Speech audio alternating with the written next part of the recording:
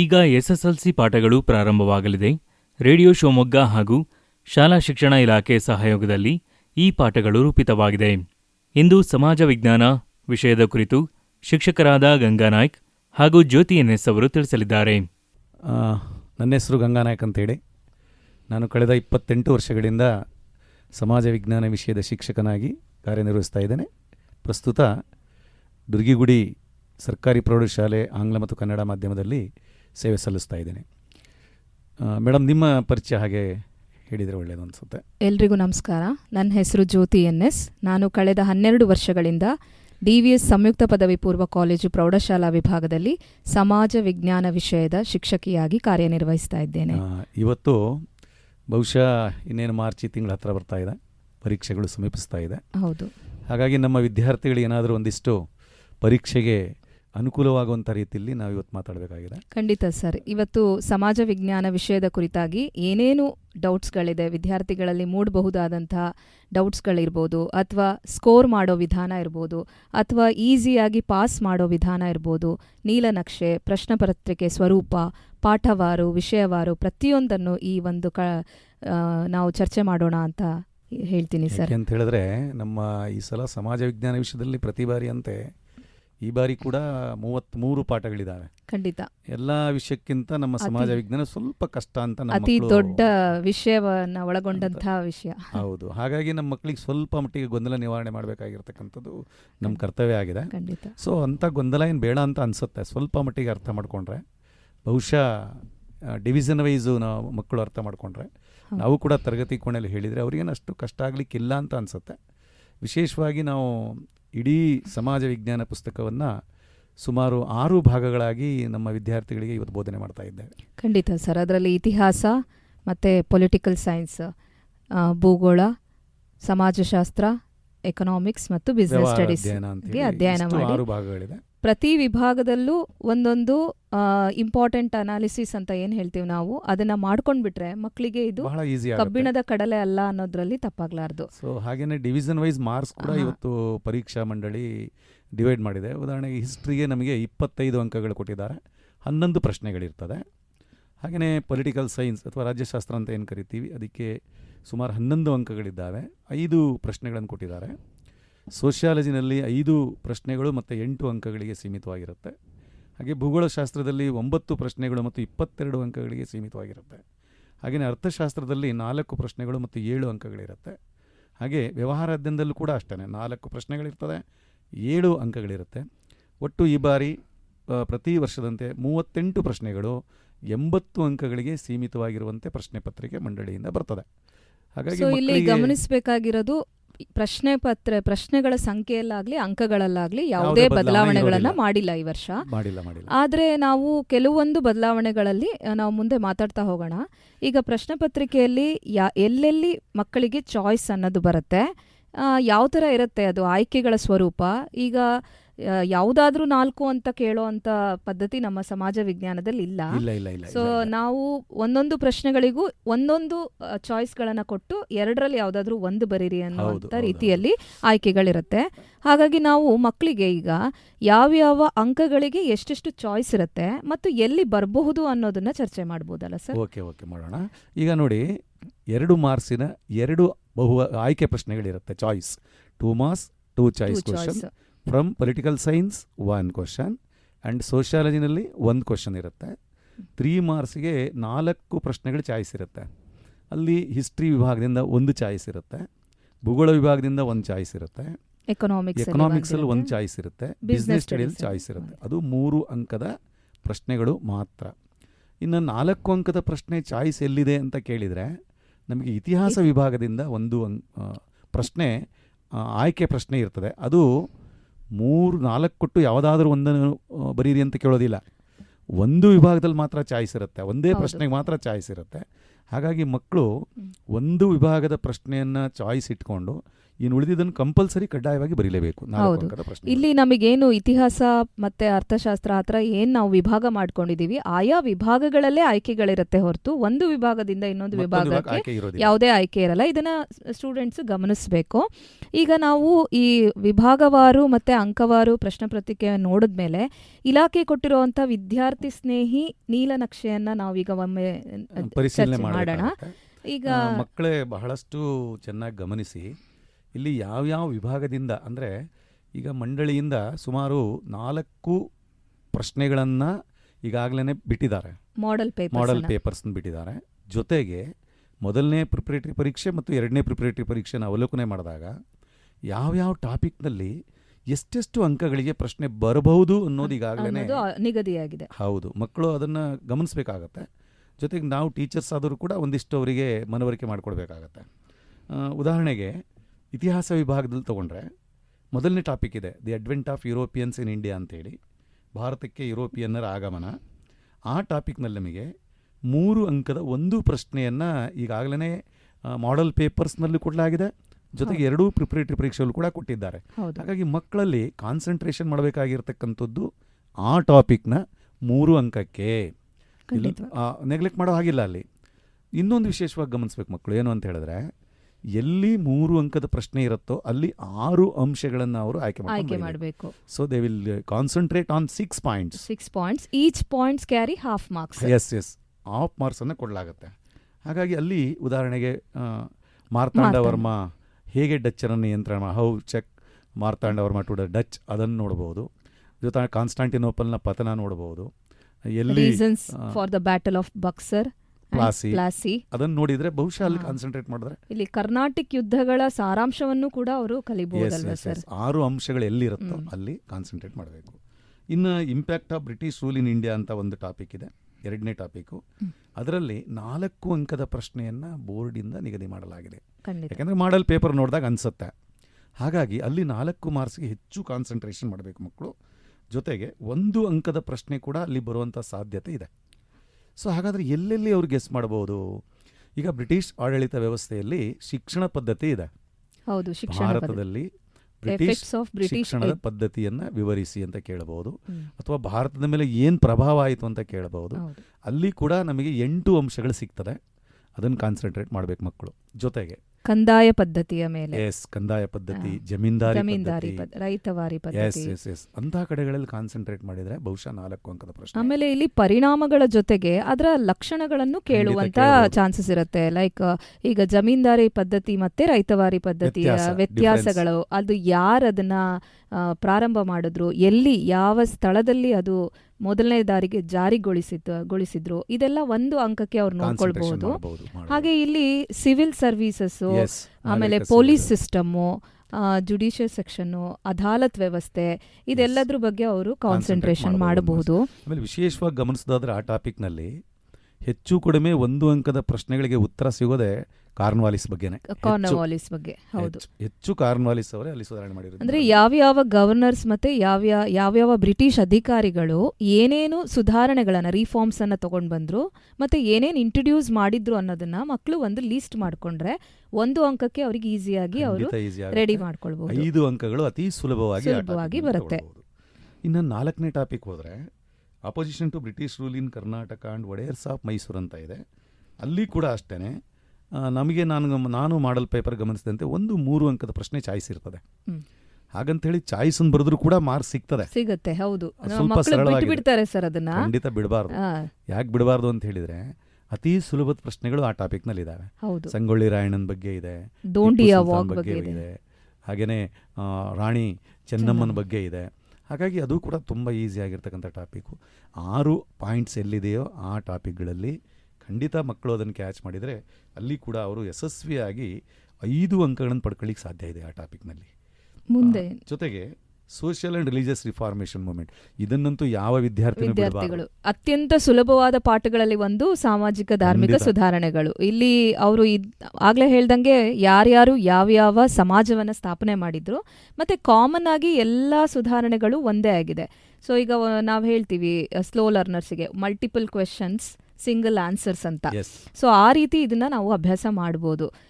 ಹೆಚ್ಚಾಗಿ 3 ಅಂಕಕ್ಕೆ ಇಲ್ಲಿ ನಿಗದಿಯಾಗಿದ್ದು, ಒಂದು ಚಾಯ್ಸ್ ಕೂಡ ಚಾಯ್ಸ್ ಇದೆ ಅಂತ 4 ಅಂಕಕ್ಕೂ ಕೇಳಲಾಗಿರೋದ್ರಿಂದ ಈಗ ಅವರು ಸಾಮಾಜಿಕ ಧಾರ್ಮಿಕ ಸುಧಾರಣೆಗಳಲ್ಲಿ ಅವರು ಏನ್ ಪಾಯಿಂಟ್ ಮಾಡ್ಕೊಳ್ಬಹುದು? ಈಗ ಉದಾಹರಣೆಗೆ ಒಂದೇ ಮಲ್ಟಿ ಕ್ವಶನ್ ಸಿಂಗಲ್ ಆನ್ಸರ್ ಅನ್ನೋ ಕಾನ್ಸೆಪ್ಟ್ ಅಂತ ತೆಗೆದುಕೊಂಡಾಗ ಇಲ್ಲಿ ಬಹಳ ಪ್ರಮುಖವಾಗಿ ಗಮನಿಸಬೇಕಾಗಿರ್ತಕ್ಕಂಥ ವಿದ್ಯಾರ್ಥಿಗಳು, ಉದಾಹರಣೆಗೆ aims reforms of any social reforms ಅಂದರೆ ಗುರಿಗಳು, ಉದ್ದೇಶಗಳು ಯಾವುದೇ ಸಮಾಜಕ್ಕೆ ತೆಗೆದುಕೊಂಡ್ರೂ ಕೂಡ, ಉದಾಹರಣೆಗೆ ಬಾಲ್ಯ ವಿವಾಹ ತಡೆಗಟ್ಟತಕ್ಕಂಥದ್ದು, ಕ್ಯಾಸ್ಟ್ ಸಿಸ್ಟಮ್ಸ್ ಅನ್ನು ತಡೆಗಟ್ಟತಕ್ಕಂಥದ್ದು, ಅಂದರೆ ಜಾತಿ ವ್ಯವಸ್ಥೆಯನ್ನ ತಡೆಗಟ್ಟುವಂಥದ್ದು, ಜೊತೆಗೆ ವಿಡೋ ರೀಮ್ಯಾರೇಜ್ ಎಂಕರೇಜ್ಮೆಂಟ್ ಮಾಡಿರ್ತಕ್ಕಂಥದ್ದು, ಹಾಗೆಯೇ ವುಮೆನ್ ಎಜುಕೇಷನ್ಗೆ ಸಪೋರ್ಟ್ ಮಾಡಿರ್ತಕ್ಕಂಥದ್ದು, ಮೂರ್ತಿ ಪೂಜೆಯನ್ನು ಖಂಡನೆ ಮಾಡಿರ್ತಕ್ಕಂಥದ್ದು, ಕಾಮನ್ ಆಗಿ ಎಲ್ಲ ಸಮಾಜಗಳು ಆ ಕೆಲಸ ಮಾಡಿದೆ. ಹಾಗಾಗಿ ಯಾವುದೇ ಸಮಾಜದ ಬಗ್ಗೆ ಪ್ರಶ್ನೆ ಕೇಳಿದ್ರೂ ಕೂಡ ಸಾಮಾನ್ಯವಾಗಿರ್ತಕ್ಕಂಥ ಪಾಯಿಂಟ್ಸನ್ನು ಮಕ್ಕಳು ಬರೆದ್ರೆ ಅಲ್ಲಿ ಬಹಳ ಸುಲಭವಾಗಿ 3 ಅಂಕಗಳಿಗೆ ಉತ್ತರ ಸಿಗ್ತದೆ. ಅವರು ಡೈರೆಕ್ಟ್ ಆಗಿ ಪಾಯಿಂಟ್ಸ್ನ ಬರೆಯೋದ್ ಜೊತೆಗೆ ನಮ್ಮದೊಂದು ಸಲಹೆ, ಆ ಸಮಾಜವನ್ನ ಯಾರು ಸ್ಥಾಪನೆ ಮಾಡಿದ್ರು, ಹೂ ಫೌಂಡೆಡ್ ದಟ್ ಅನ್ನೋದು ಆನ್ಸರ್ ಒಂದು ಸ್ಪೆಸಿಫಿಕ್ ಆಗಿದ್ರೆ ಒಂದು ಔಟ್ ಆಫ್ ಔಟ್ ಸ್ಕೋರಿಂಗಿಗೂ ಈಸಿ ಆಗುತ್ತೆ. ಟಾಪಿಕ್ ಇದೆಯಲ್ಲ, ಎಂಥ ವಿದ್ಯಾರ್ಥಿಯು ಕೂಡ ಅದನ್ನು ಬಿಡಬಾರ್ದು. ನಾವು ಕೂಡ ಅಷ್ಟೇ ರೀತಿನಲ್ಲಿ ಅವರಿಗೆ ಅಪ್ರೋಚ್ ಮಾಡಬೇಕು. ಇನ್ನೊಂದು ಅಲ್ಲಿ 4 ಅಂಕದ ಚಾಯ್ಸ್ ಕ್ವಶನ್ ಅಂತ ಹೇಳಿ ನಮಗೆ ಈಗಾಗಲೇ ಕ್ವಶನ್ ಪೇಪರ್ ಗೊತ್ತಾಗಿದೆ. ಹಾಗಾದ್ರೆ ಏನು ಕೇಳ್ಬೋದಲ್ಲಿ ಟೀಚರ್ಸ್ ಆದವ್ರು ನಾವು ಗಮನಿಸಬೇಕಾಗಿರ್ತಕ್ಕಂಥದ್ದು, ಒಂದು ವ್ಯಕ್ತಿಗತ ಪ್ರಶ್ನೆ ಇರ್ತದೆ. ಉದಾಹರಣೆಗೆ ಪೆರಿಯಾರ್ ಮೂವ್ಮೆಂಟ್ ಬಗ್ಗೆ ಇರಬಹುದು, ಸ್ವಾಮಿ ವಿವೇಕಾನಂದರ ಅವರ ಬಗ್ಗೆ ಇರಬಹುದು, ಆನಿ ಬೆಸೆಂಟ್ ಅವರ ಸುಧಾರಣೆಗಳಿರ್ಬೋದು.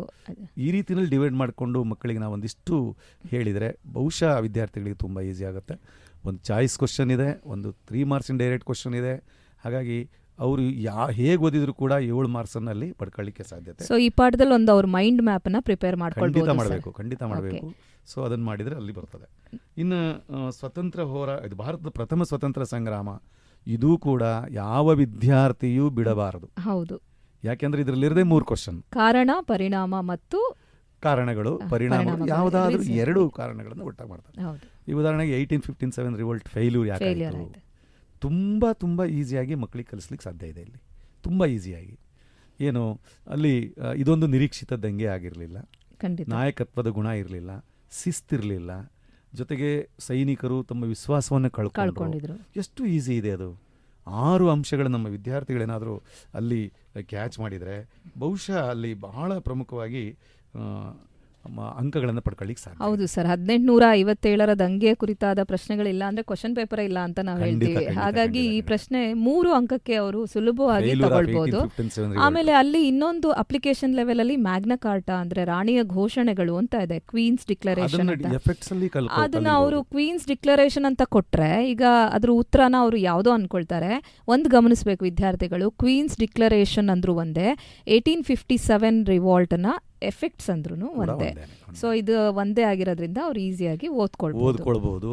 ಜೊತೆ ವಿವರಣೆ ಕೂಡ ಕೊಡೋ ಅಗತ್ಯ ಇಲ್ಲ ಅಲ್ಲಿ ಮಕ್ಕಳು. ಹೌದು, ಸ್ವಲ್ಪ ಸ್ಲೋ ಕಲಿಕೆಯಲ್ಲಿ ಹಿಂದುಳಿದಿರ್ತಕ್ಕಂಥ ಮಕ್ಕಳಿಗೆ ತುಂಬಾ ಸರಳವಾಗಿ, ಇಂಗ್ಲಿಷ್ ಮೀಡಿಯಂ ಸ್ವಲ್ಪ ಟಫ್ ಆಗುತ್ತೆ. ಹೌದು. ಸೊ ಅವ್ರು ಏನ್ ಮಾಡಬೇಕು ಅಂತ ಹೇಳಿದ್ರೆ, ಲ್ಯಾಕ್ ಆಫ್ ಯೂನಿಟಿ, ಜೊತೆಗೆ lack of leadership quality, lack of strategy, lack of expertise, ಹೀಗೆ ಸಣ್ಣ ಅಂಶಗಳ ಕಲ್ತ್ರೆ ಖಂಡಿತ ಆಗತ್ತೆ. ಹೌದು ಸರ್. ಇನ್ನು ಯಾವುದಾದ್ರೂ 2 ಕಾರಣಗಳನ್ನ ಜಾಯಿಂಟ್ ಮಾಡಬಹುದು.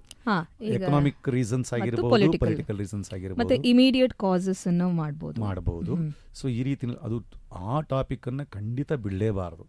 ಯಾವ ಮೇಷ್ಟ್ರು ಕೂಡ ಅದನ್ನ ಬಿಡು ಅಂತ ಹೇಳಬಾರ್ದು, ಜೊತೆಗೆ ಯಾವ ವಿದ್ಯಾರ್ಥಿಯೂ ಕೂಡ ಅದರಿಂದ ಹೊರತಾಗಿರಬಾರ್ದು.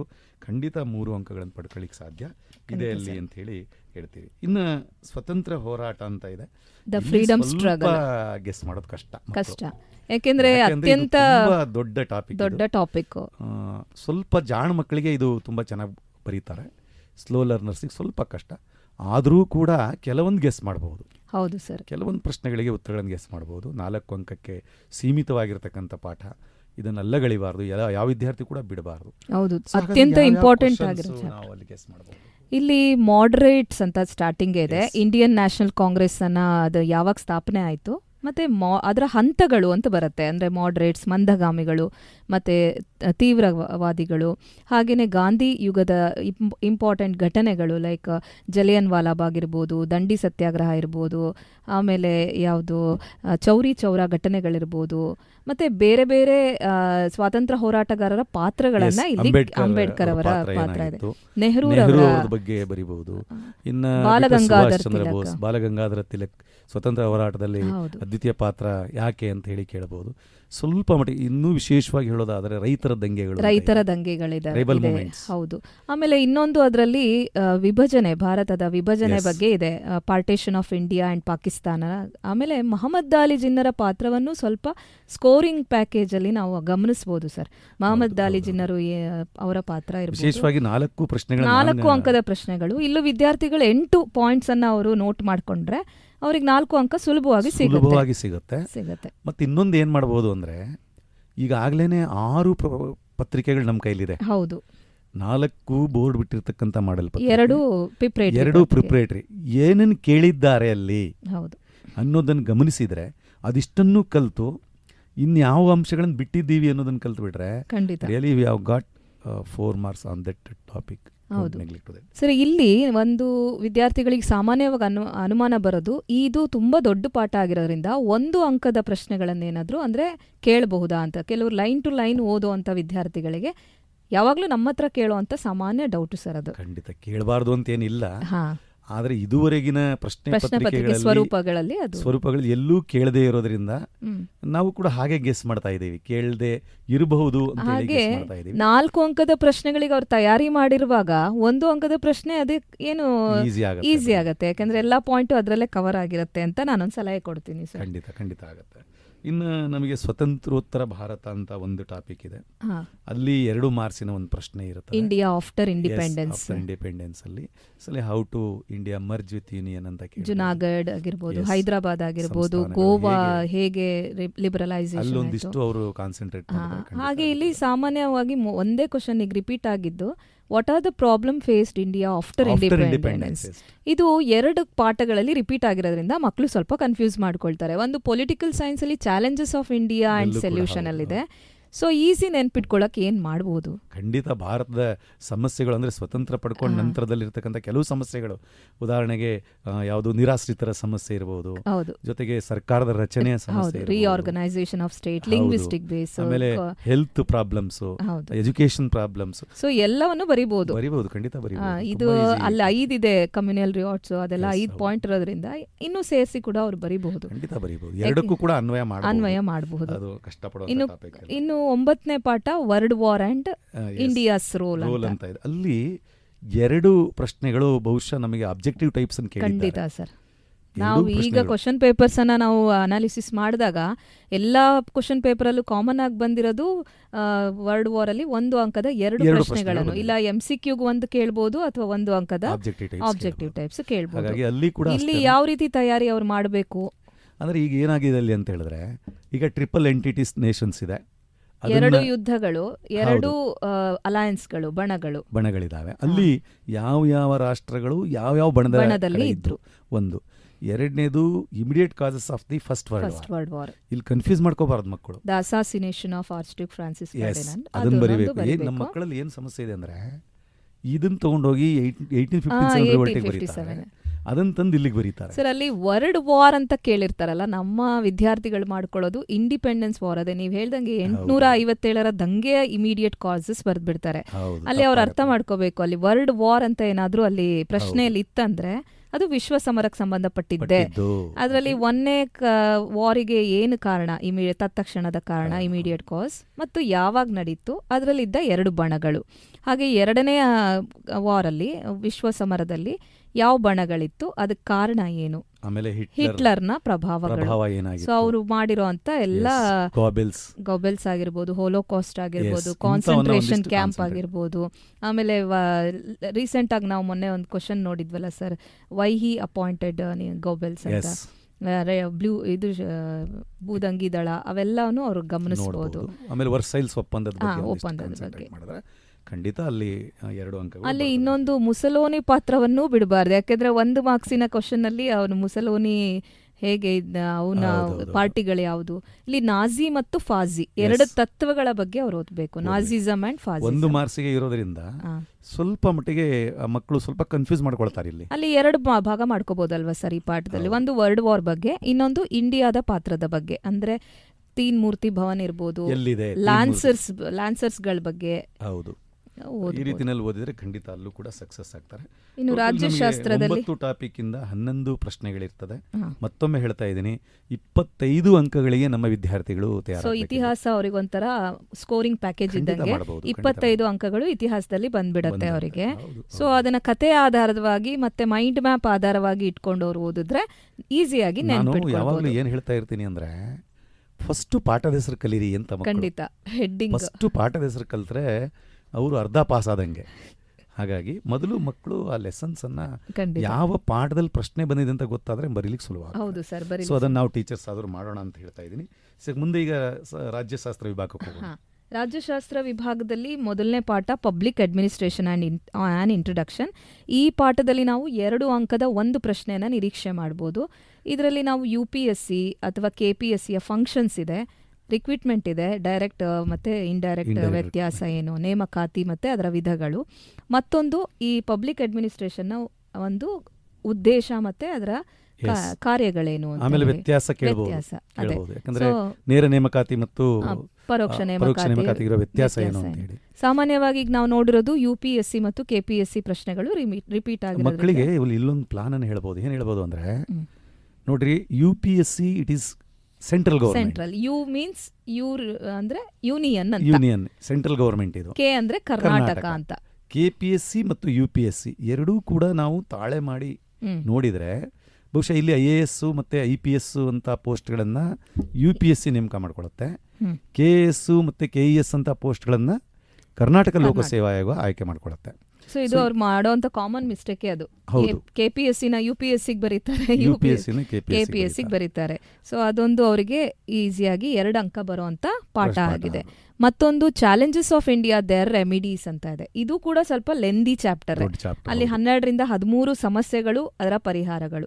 ಸೊ ಇದನ್ನ ಅವರು 4 ಅಂಕಕ್ಕೆ ನಾವು ನಿರೀಕ್ಷೆ ಮಾಡಬಹುದಾದಂತ ಪ್ರಶ್ನೆಯನ್ನ ನಿರೀಕ್ಷೆ ಮಾಡಬಹುದಂತ ಪಾಠ ಅಲ್ವಾ ಸರ್? ಸೊ ಇಲ್ಲಿ ಅವರು ಯಾವ ತರ ನೆನ್ಪಿಟ್ಕೊಳ್ಬಹುದು ಅಂದ್ರೆ, ಯಾವ್ಯಾವ ಸಮಸ್ಯೆಗಳಿದೆ, ಅದರ ಕಾರಣ, ಪರಿಣಾಮ, ಅದರ ಪರಿಹಾರೋಪಾಯಗಳು. ಒಂದು ಅವರು ಬಾಕ್ಸ್ ಅಲ್ಲಿ ಅವರು ನೀಟಾಗಿ ಟ್ಯಾಬ್ಯುಲರ್ ಕಾಲಮ್ ಅಲ್ಲಿ ಅವ್ರು ಅದನ್ನ ರೆಡಿ ಮಾಡ್ಕೊಂಡ್ರೆ ಮೈಂಡ್ ಮ್ಯಾಪಿಂಗ್ ಮಾಡ್ಕೋಬಹುದು. ಫಾರ್ ಎಕ್ಸಾಂಪಲ್, ಈಗ ಕಮ್ಯುನಾಲಿಸಮ್ ಇದೆ, ಕೋಮುವಾದ, ಅದರ ಮೀನಿಂಗ್ ಏನು, ಕೋಮುವಾದ ಅಂದ್ರೆ ಏನು, ಕಾರಣ ಏನು, ಪರಿಣಾಮ ಏನು, ನಿಯಂತ್ರಣ ಮಾಡ್ಲಿಕ್ಕೆ ಏನೆಲ್ಲ ಕ್ರಮಗಳನ್ನ ಇದು ಅಷ್ಟು ಪ್ರಾಬ್ಲಮ್ಗೂ ಅನ್ವಯ ಆಗತ್ತೆ ಹೆಚ್ಚಾಗಿ.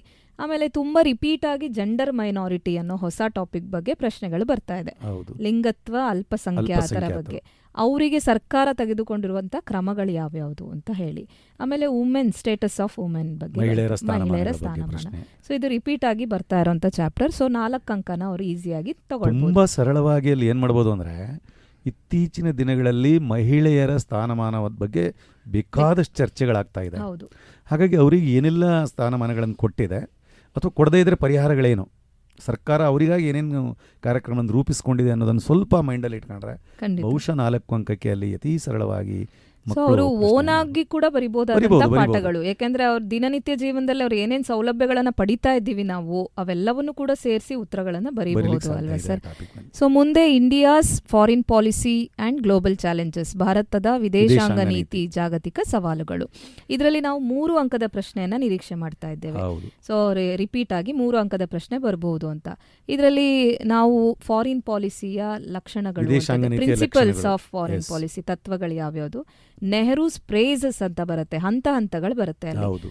ಟಾಪರ್ ಅಥವಾ ಸ್ಕೋರಿಂಗ್ ಮಾಡುವಂತ ವಿದ್ಯಾರ್ಥಿಗಳು ಆ ಹಂತಗಳಲ್ಲಿ ಆಗಿರುವಂತ ಸುಧಾರಣೆಗಳನ್ನು ಅವ್ರು ಓದ್ಕೊಳ್ಳಿ ಅಂತ ನಾನು ಸಲಹೆ ಕೊಡ್ತೇನೆ. ಖಂಡಿತ ಓದಬೇಕು. ಆಮೇಲೆ ಇನ್ನೊಂದೇನು ಅಂತ ಹೇಳಿದ್ರೆ, ವಿದೇಶಾಂಗ ನೀತಿ ಅಂದ ತಕ್ಷಣ ಅಲ್ಲೇ ಉತ್ತರ ಇದೆ. ಭಾರತವು ಒಂದು ರಾಷ್ಟ್ರದೊಂದಿಗೆ ಹೊಂದಿರತಕ್ಕಂಥ ನೀತಿ. ಯಾಕೆ ಈ ದೇಶ ಮತ್ತೊಂದು ರಾಷ್ಟ್ರಗಳ ಜೊತೆಗೆ ಸಂಪರ್ಕ ಮಾಡ್ಕೋಬೇಕು, ಯಾಕೆ ಒಳ್ಳೆಯ ಸ್ನೇಹವನ್ನ ಕಾಪಾಡಬೇಕು ಅನ್ನೋದ್ರ ಬಗ್ಗೆ. ಯಾಕೆ ಅಂತ ಹೇಳಿದ್ರೆ, ಯಾವ ರಾಷ್ಟ್ರಗಳು ಕೂಡ ಇವತ್ತು ಸ್ವಾವಲಂಬಿ ರಾಷ್ಟ್ರಗಳಲ್ಲ. ಹಾಗಾಗಿ ವಿದೇಶಾಂಗ ನೀತಿ ಅಗತ್ಯವಾಗಿ ಬೇಕೇ ಬೇಕು ಅಂತ ಹೇಳಿ ಆ ಮಕ್ಕಳು ಅದನ್ನು ಸ್ವಲ್ಪ ಅರ್ಥ ಮಾಡ್ಕೊಂಡ್ರೆ ತುಂಬಾ ಸರಳವಾಗಿ ಬರ್ಲಿಕ್ಕೆ ಸಾಧ್ಯ ಇದೆ. ವಿದೇಶಾಂಗ ನೀತಿಯ ಉದ್ದೇಶಗಳೇನು, ಹಾಗಾದ್ರೆ what are the objects of the foreign policy ಅನ್ನೋದ್ರ ಬಗ್ಗೆ ಮಾಹಿತಿಯನ್ನು ಪಡ್ಕೊಂಡ್ರೆ ತತ್ವಗಳು ಕೂಡ ಇದೆ. ನಮ್ಮ ಭಾರತಕ್ಕೆ ಸಂಬಂಧಪಟ್ಟ ಹಾಗೆ ಪ್ರಿನ್ಸಿಪಲ್ಸ್ ಆಫ್ ಫಾರಿನ್ ಪಾಲಿಸಿ ಅಂತ, ಅದು ಕೂಡ 3 ಅಂಕಕ್ಕೆ ನಿರೀಕ್ಷೆ ಮಾಡಬಹುದಾದಂತ ಪ್ರಶ್ನೆ. ಇನ್ನು ಅದರಲ್ಲೇ ಇನ್ನೊಂದು ಜಾಗತಿಕ ಸವಾಲು ಅಂತಿದೆ, ಇದು ಏನೋ ಗ್ಲೋಬಲ್ ಚಾಲೆಂಜಸ್, ಏನೇನೋ ಚಾಲೆಂಜಸ್ ಇದೆ ಇವತ್ತು ನಮ್ಮ ದೇಶದಲ್ಲಿ. ಟೆರರಿಸಂ ಬಗ್ಗೆ ತುಂಬಾ ಭಯೋತ್ಪಾದನೆ, ಹೌದು, ಟೆರರಿಸಂ ಬಗ್ಗೆ. ಅದು ಅವರು ಟೆರರಿಸಂ ಅಂತ ಕೇಳಿದ ತಕ್ಷಣ ಅವರೇ ಟೆರರ್ ಆಗ್ಬಿಡ್ತಾರೆ ಸ್ಟೂಡೆಂಟ್ಸ್ಗಳು. How to curb the terrorism ಅಂತ ಒಂದು ಪ್ರಶ್ನೆ ಇದೆ, ನಾವು ಭಯೋತ್ಪಾದನೆಯನ್ನು ಹೇಗೆ ನಿಗ್ರಹಿಸಬಹುದು ಅಂತ. ಆ ಪ್ರಶ್ನೆ ಹೆಚ್ಚು ರಿಪೀಟ್ ಆಗಿ. ಅದಕ್ಕೆ ಏನಾಗುತ್ತೆ ಅಂತ ಹೇಳಿದ್ರೆ, ಭಯೋತ್ಪಾದನೆಯನ್ನು ನಿಗ್ರಹ ಮಾಡ್ಲಿಕ್ಕೆ ಏನೆಲ್ಲ ಬೇಕು ಅಂದ್ರೆ ಅಟ್ಲೀಸ್ಟ್ ಅವರು ಈಗ ವಿಜಿಲೆನ್ಸ್ ಬೇಕಾಗತ್ತೆ, ಪೊಲೀಸ್ ಸಿಸ್ಟಮ್ಸ್ ನೆನ್ಪು ಮಾಡ್ಕೋಬೇಕು, ಅಲ್ಲಿ ಮಿಲಿಟರಿ ಸಿಸ್ಟಮ್ಸ್ ಬೇಕಾಗತ್ತೆ, ಕಠಿಣವಾಗಿರ್ತಕ್ಕಂಥ ಕಾನೂನು ಜಾರಿಗೆ ಬರಬೇಕಾಗತ್ತೆ, ಇಲ್ಲಿ ಸಮಾಜದ ಬೆಂಬಲ ಕೂಡ ಬೇಕಾಗತ್ತೆ ಭಯೋತ್ಪಾದನೆ ನಿರ್ಮೂಲನೆ ಮಾಡಲಿಕ್ಕೋಸ್ಕರ. ಇವೆಲ್ಲವೂ ಕೂಡ ಸ್ವಲ್ಪ ಮಟ್ಟಿಗೆ ಮಕ್ಕಳು ಕಾನ್ಸಂಟ್ರೇಟ್ ಮಾಡಿದ್ರೆ ಬಹುಶಃ ಬಹಳ ಈಸಿಯಾಗಿ ಬರೀಲಿಕ್ಕೆ ಸಾಧ್ಯ ಇದೆ. ಈ ಭಯೋತ್ಪಾದನೆಯನ್ನು ನಿಗ್ರಹಿಸುವಂತಹ ಕ್ರಮಗಳಿದಾವಲ್ಲ, ಅದನ್ನು ಓದೇ ಬರಿಬೇಕು ಅಂತಿಲ್ಲ. ಖಂಡಿತ, ನಾನು ಅದೇ ಹೇಳ್ತೀನಿ. ಯಾಕಂದ್ರೆ ಪೇಪರ್ ಅಲ್ಲಿ ನಾವು ದಿನನಿತ್ಯ ನೋಡ್ತಾ ಇರೋಂಥ ವಿಷಯ ಆಗಿರೋದ್ರಿಂದ ಈ ಗ್ಲೋಬಲ್ ಚಾಲೆಂಜಸ್ ಬಗ್ಗೆ ಅವ್ರು ಓನಾಗೆ ಬರಿಬಹುದು. ಈವನ್ ಅದರಲ್ಲಿ ಆರ್ಮ್ ರೇಸ್ ಅಂತ ಇದೆ, ಶಸ್ತ್ರಾಸ್ತ್ರಗಳ ಪೈಪೋಟಿ, ಅದರಲ್ಲೂ ಕೂಡ ತುಂಬಾ ಪ್ರಶ್ನೆಗಳು ಕೇಳಿದೀವಿ. 2 ಅಂಕಕ್ಕೆಲ್ಲ ಹಿಂದೆ ನಿರೀಕ್ಷೆ ಮಾಡಿದೀವಿ. ಅದು ಒಂದು ಟಾಪಿಕ್. ಮತ್ತೆ ಹ್ಯೂಮನ್ ರೈಟ್ಸ್ ಬಗ್ಗೆ ಕೇಳಿರುವಂತಹ ಮಾನವ ಹಕ್ಕುಗಳನ್ನ ಭಾರತ ಹೇಗೆ ಅದನ್ನ ಪ್ರಚೋದನೆ ಮಾಡಿದೆ ಅಥವಾ ಏನ್ ಹೆಲ್ಪ್ ಮಾಡಿದೆ ಅಂತ ಹೇಳಿ, ಇಂಡಿಯಾಸ್ ರೋಲು. ಸೊ ಆ ಪ್ರಶ್ನೆಗಳನ್ನ ಬರೆದ್ರೆ ಖಂಡಿತ ಮಕ್ಕಳು, ಅದರಲ್ಲೂ ಕೂಡ 5 ಪ್ರಶ್ನೆಗಳು ಮತ್ತು 11 ಅಂಕಗಳು. ಇನ್ನೊಂದು ವರ್ಲ್ಡ್ ಆರ್ಗನೈಸೇಷನ್, ಜಾಗತಿಕ, ಅದಂತೂ ಅವರು ವಿಶ್ವಸಂಸ್ಥೆ ಪಾಠನ 2 ಅಂದ್ರೆ 1 ಅಂಕದ 2 ಪ್ರಶ್ನೆಗಳು ಬರೋದ್ರಿಂದ ನನ್ನ ಸಲಹೆ 1 ಲೈನ್ ಟು ಲೈನ್ ಓದ್ಬೋದು ಟಾಪರ್ಸ್ ಆದ್ರೆ. ಇಲ್ಲ ನನ್ಗೆ ಅದ್ರಲ್ಲಿ ಏನೂ ಅರ್ಥ ಆಗ್ತಿಲ್ಲ ಅಂದಾಗ ಒಂದು ಫ್ರೇಮ್ ವರ್ಕ್ ಮಾಡ್ಕೋಬೇಕು. ಏನ್ ಗೊತ್ತಾ, ಅಲ್ಲಿ ಸ್ವಲ್ಪ ನಮ್ಮ ಮಕ್ಕಳು ಎಡವುತ್ತಾರೆ. ಹೇಗೆ ಅಂದ್ರೆ, ಯಾಕೆ ಬೇಕಿದು ಅಂತ ಹೇಳಿ ಬಿಟ್ಬಿಡ್ತಾರೆ. ಬಿಡಬಾರ್ದು. ಯಾಕೆ ಅಂತ ಹೇಳಿದ್ರೆ, ಯಾವ ಸಂಸ್ಥೆಯ ಹೆಡ್ ಕ್ವಾರ್ಟರ್ಸ್ ಎಲ್ಲಿದೆ. ಉದಾಹರಣೆಗೆ ಈಗ ಭಾರತದ ಆಹಾರ ಮತ್ತು FAO, ಫುಡ್ ಅಂಡ್ ಅಗ್ರಿಕಲ್ಚರ್, ಎಲ್ಲಿ ಲೊಕೇಶನ್ ಇದೆ ಅವರ ಹೆಡ್ ಕ್ವಾರ್ಟರ್ಸು.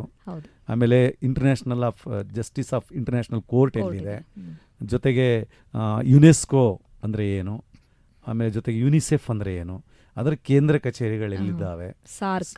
ಹೌದು, ಸಾರ್ಕ್ನ ಕೇಂದ್ರ ಕಚೇರಿ ಎಲ್ಲಿದೆ. ಇಲ್ಲಿ 3 ತರ ನೋಡ್ಬೋದು ಸರ್. ಒಂದು ವಿಶ್ವಸಂಸ್ಥೆಯ ಆರ್ಗನ್ಸ್ ಅಂದ್ರೆ ಅಂಗಸಂಸ್ಥೆಗಳು ಯಾವ್ಯಾವುದು, ಅದರಲ್ಲಿ ಅವ್ರು ಎಷ್ಟು ಮೆಂಬರ್ಸ್ ಇದ್ದಾರೆ, ಯಾರ್ಯಾರು ಪರ್ಮನೆಂಟ್ ರಾಷ್ಟ್ರಗಳಿದೆ, ಸದಸ್ಯ ರಾಷ್ಟ್ರಗಳಿದೆ, ಮತ್ತೆ ಅವುಗಳ ಕಾರ್ಯಗಳೇನು ಅಂತ. ಅದರಲ್ಲಿ ವರ್ಲ್ಡ್ ಪಾರ್ಲಿಮೆಂಟ್ ಅಂತ ಯಾವ್ದನ್ನ ಕರಿತೀವಿ, ಕ್ಯಾಬಿನೆಟ್ ಅಂತ ಯಾವ ಅಂಗಗಳನ್ನ ಕರಿತೀವಿ, ಮತ್ತೆ ಅಲ್ಲಿ ಎಷ್ಟು ಜನ ಸದಸ್ಯ ರಾಷ್ಟ್ರಗಳಿದೆ. ಇನ್ನೊಂದು ಹೊಸ ಕಾನ್ಸೆಪ್ಟ್ ಬಂದಿದೆ ಅಲ್ಲಿ, ಧರ್ಮದರ್ಶಿ ಸಮಿತಿ ಯಾಕೆ ತನ್ನ ಸದಸ್ಯತ್ವವನ್ನು ಕಳ್ಕೊಳ್ತು ಅಂತ. ಟ್ರಸ್ಟಿಶಿಪ್ ಒಂದು ಸೆಂಟೆನ್ಸ್ ಇದೆ, ಬಹಳ ಈಸಿಯಾಗಿ ನೆನ್ಪು ಮಾಡ್ಕೊಳ್ಳಿಕ್ಕೆ ಮಕ್ಕಳಿಗೆ. ಈ ಪಲಾವ್ ಅನ್ನುವಂತ ಕೊನೆಯ ಒಂದು ಸಾಮ್ರಾಜ್ಯ ಅಲ್ಲಿಂದ ತನ್ನ ಸದಸ್ಯತ್ವವನ್ನು ಕಳ್ಕೊಂಬಂತು. ಹಾಗಾಗಿ ಅದು ತನ್ನ ಅಸ್ತಿತ್ವವನ್ನು ಕಳ್ಕೊಳ್ತು ಅನ್ನೋದು ಇತ್ತೀಚೆಗೆ ಟೆಕ್ಸ್ಟ್ ಬುಕ್ ಅಲ್ಲಿ ಅದೊಂದು ಹೊಸ ಪದಗಳನ್ನು ಸೇರಿಸಿದ್ದಾರೆ. ನೆನ್ಪಿಟ್ಕೋಬಹುದು ಈಸಿಯಾಗಿ ಮಕ್ಕಳು. ಪಲಾವ್ ಅಂತ ಸುಲಭವಾಗಿ ನೆನ್ಪಿಟ್ಕೋಬಹುದು ಸರ್, ಅದೊಂದು. ಅದರಲ್ಲಿ ಆಮೇಲೆ ನೀವು ಹೇಳ್ದ ಹಾಗೆ ಪ್ರತಿಯೊಂದು ಇದು ಏಜೆನ್ಸಿಗಳ ಯಾವಾಗ ಸ್ಥಾಪನೆ ಆಯ್ತು, ಅದರ ಹೆಡ್ ಕ್ವಾರ್ಟರ್ ಏನು, ಅದರ ಉದ್ದೇಶಗಳೇನು ಅಂತ ಒಂದು ಲಿಸ್ಟ್ ಮಾಡ್ಕೊಳ್ಬಹುದು. ಯಾವಾಗ ಸ್ಥಾಪನೆ ಆಯ್ತು, ಅದರ ಕೇಂದ್ರ ಕಚೇರಿ ಎಲ್ಲಿದೆ, ಅದರ ಏಮ್ಸ್ ಅಂಡ್ ಆಬ್ಜೆಕ್ಟಿವ್ಸ್. ಉದ್ದೇಶಗಳು ಕೇಳಲಿಕ್ಕೆ ಅಲ್ಲಿ 4 ಪಾಯಿಂಟ್ಸ್ ಎಲ್ಲೂ ಕೂಡ ಇಲ್ಲ, ಅದಕ್ಕಿಂತ ಜಾಸ್ತಿ ಇಲ್ಲ. ಜೊತೆಗೆ ಇಲ್ಲಿ ಒಂದೇ ಮಾರ್ಕ್ಸಿಗೆ ಕಾನ್ಸಂಟ್ರೇಟ್ ಮಾಡಬೇಕಾಗಿರೋದ್ರಿಂದ ಹಾಗೆ ಮಾಡ್ಬೋದು. ಈಗ ಉದಾಹರಣೆ ಅಂತಾರಾಷ್ಟ್ರೀಯ ನ್ಯಾಯಾಲಯ ಎಲ್ಲಿದೆ, ಆ ರೀತಿ ಇಡೀ ಆರ್ಗನ್ಸ್ಲೂ ಕೂಡ ಒಂದೊಂದು. ಆಮೇಲೆ ಇತ್ತೀಚೆಗೆ ಯಾವುದು ನೋಬೆಲ್ ಪ್ರಶಸ್ತಿ ಯಾವ ಸಂಸ್ಥೆಗೆ ಬಂದಿದೆ, ಯುನಿಸೆಫ್.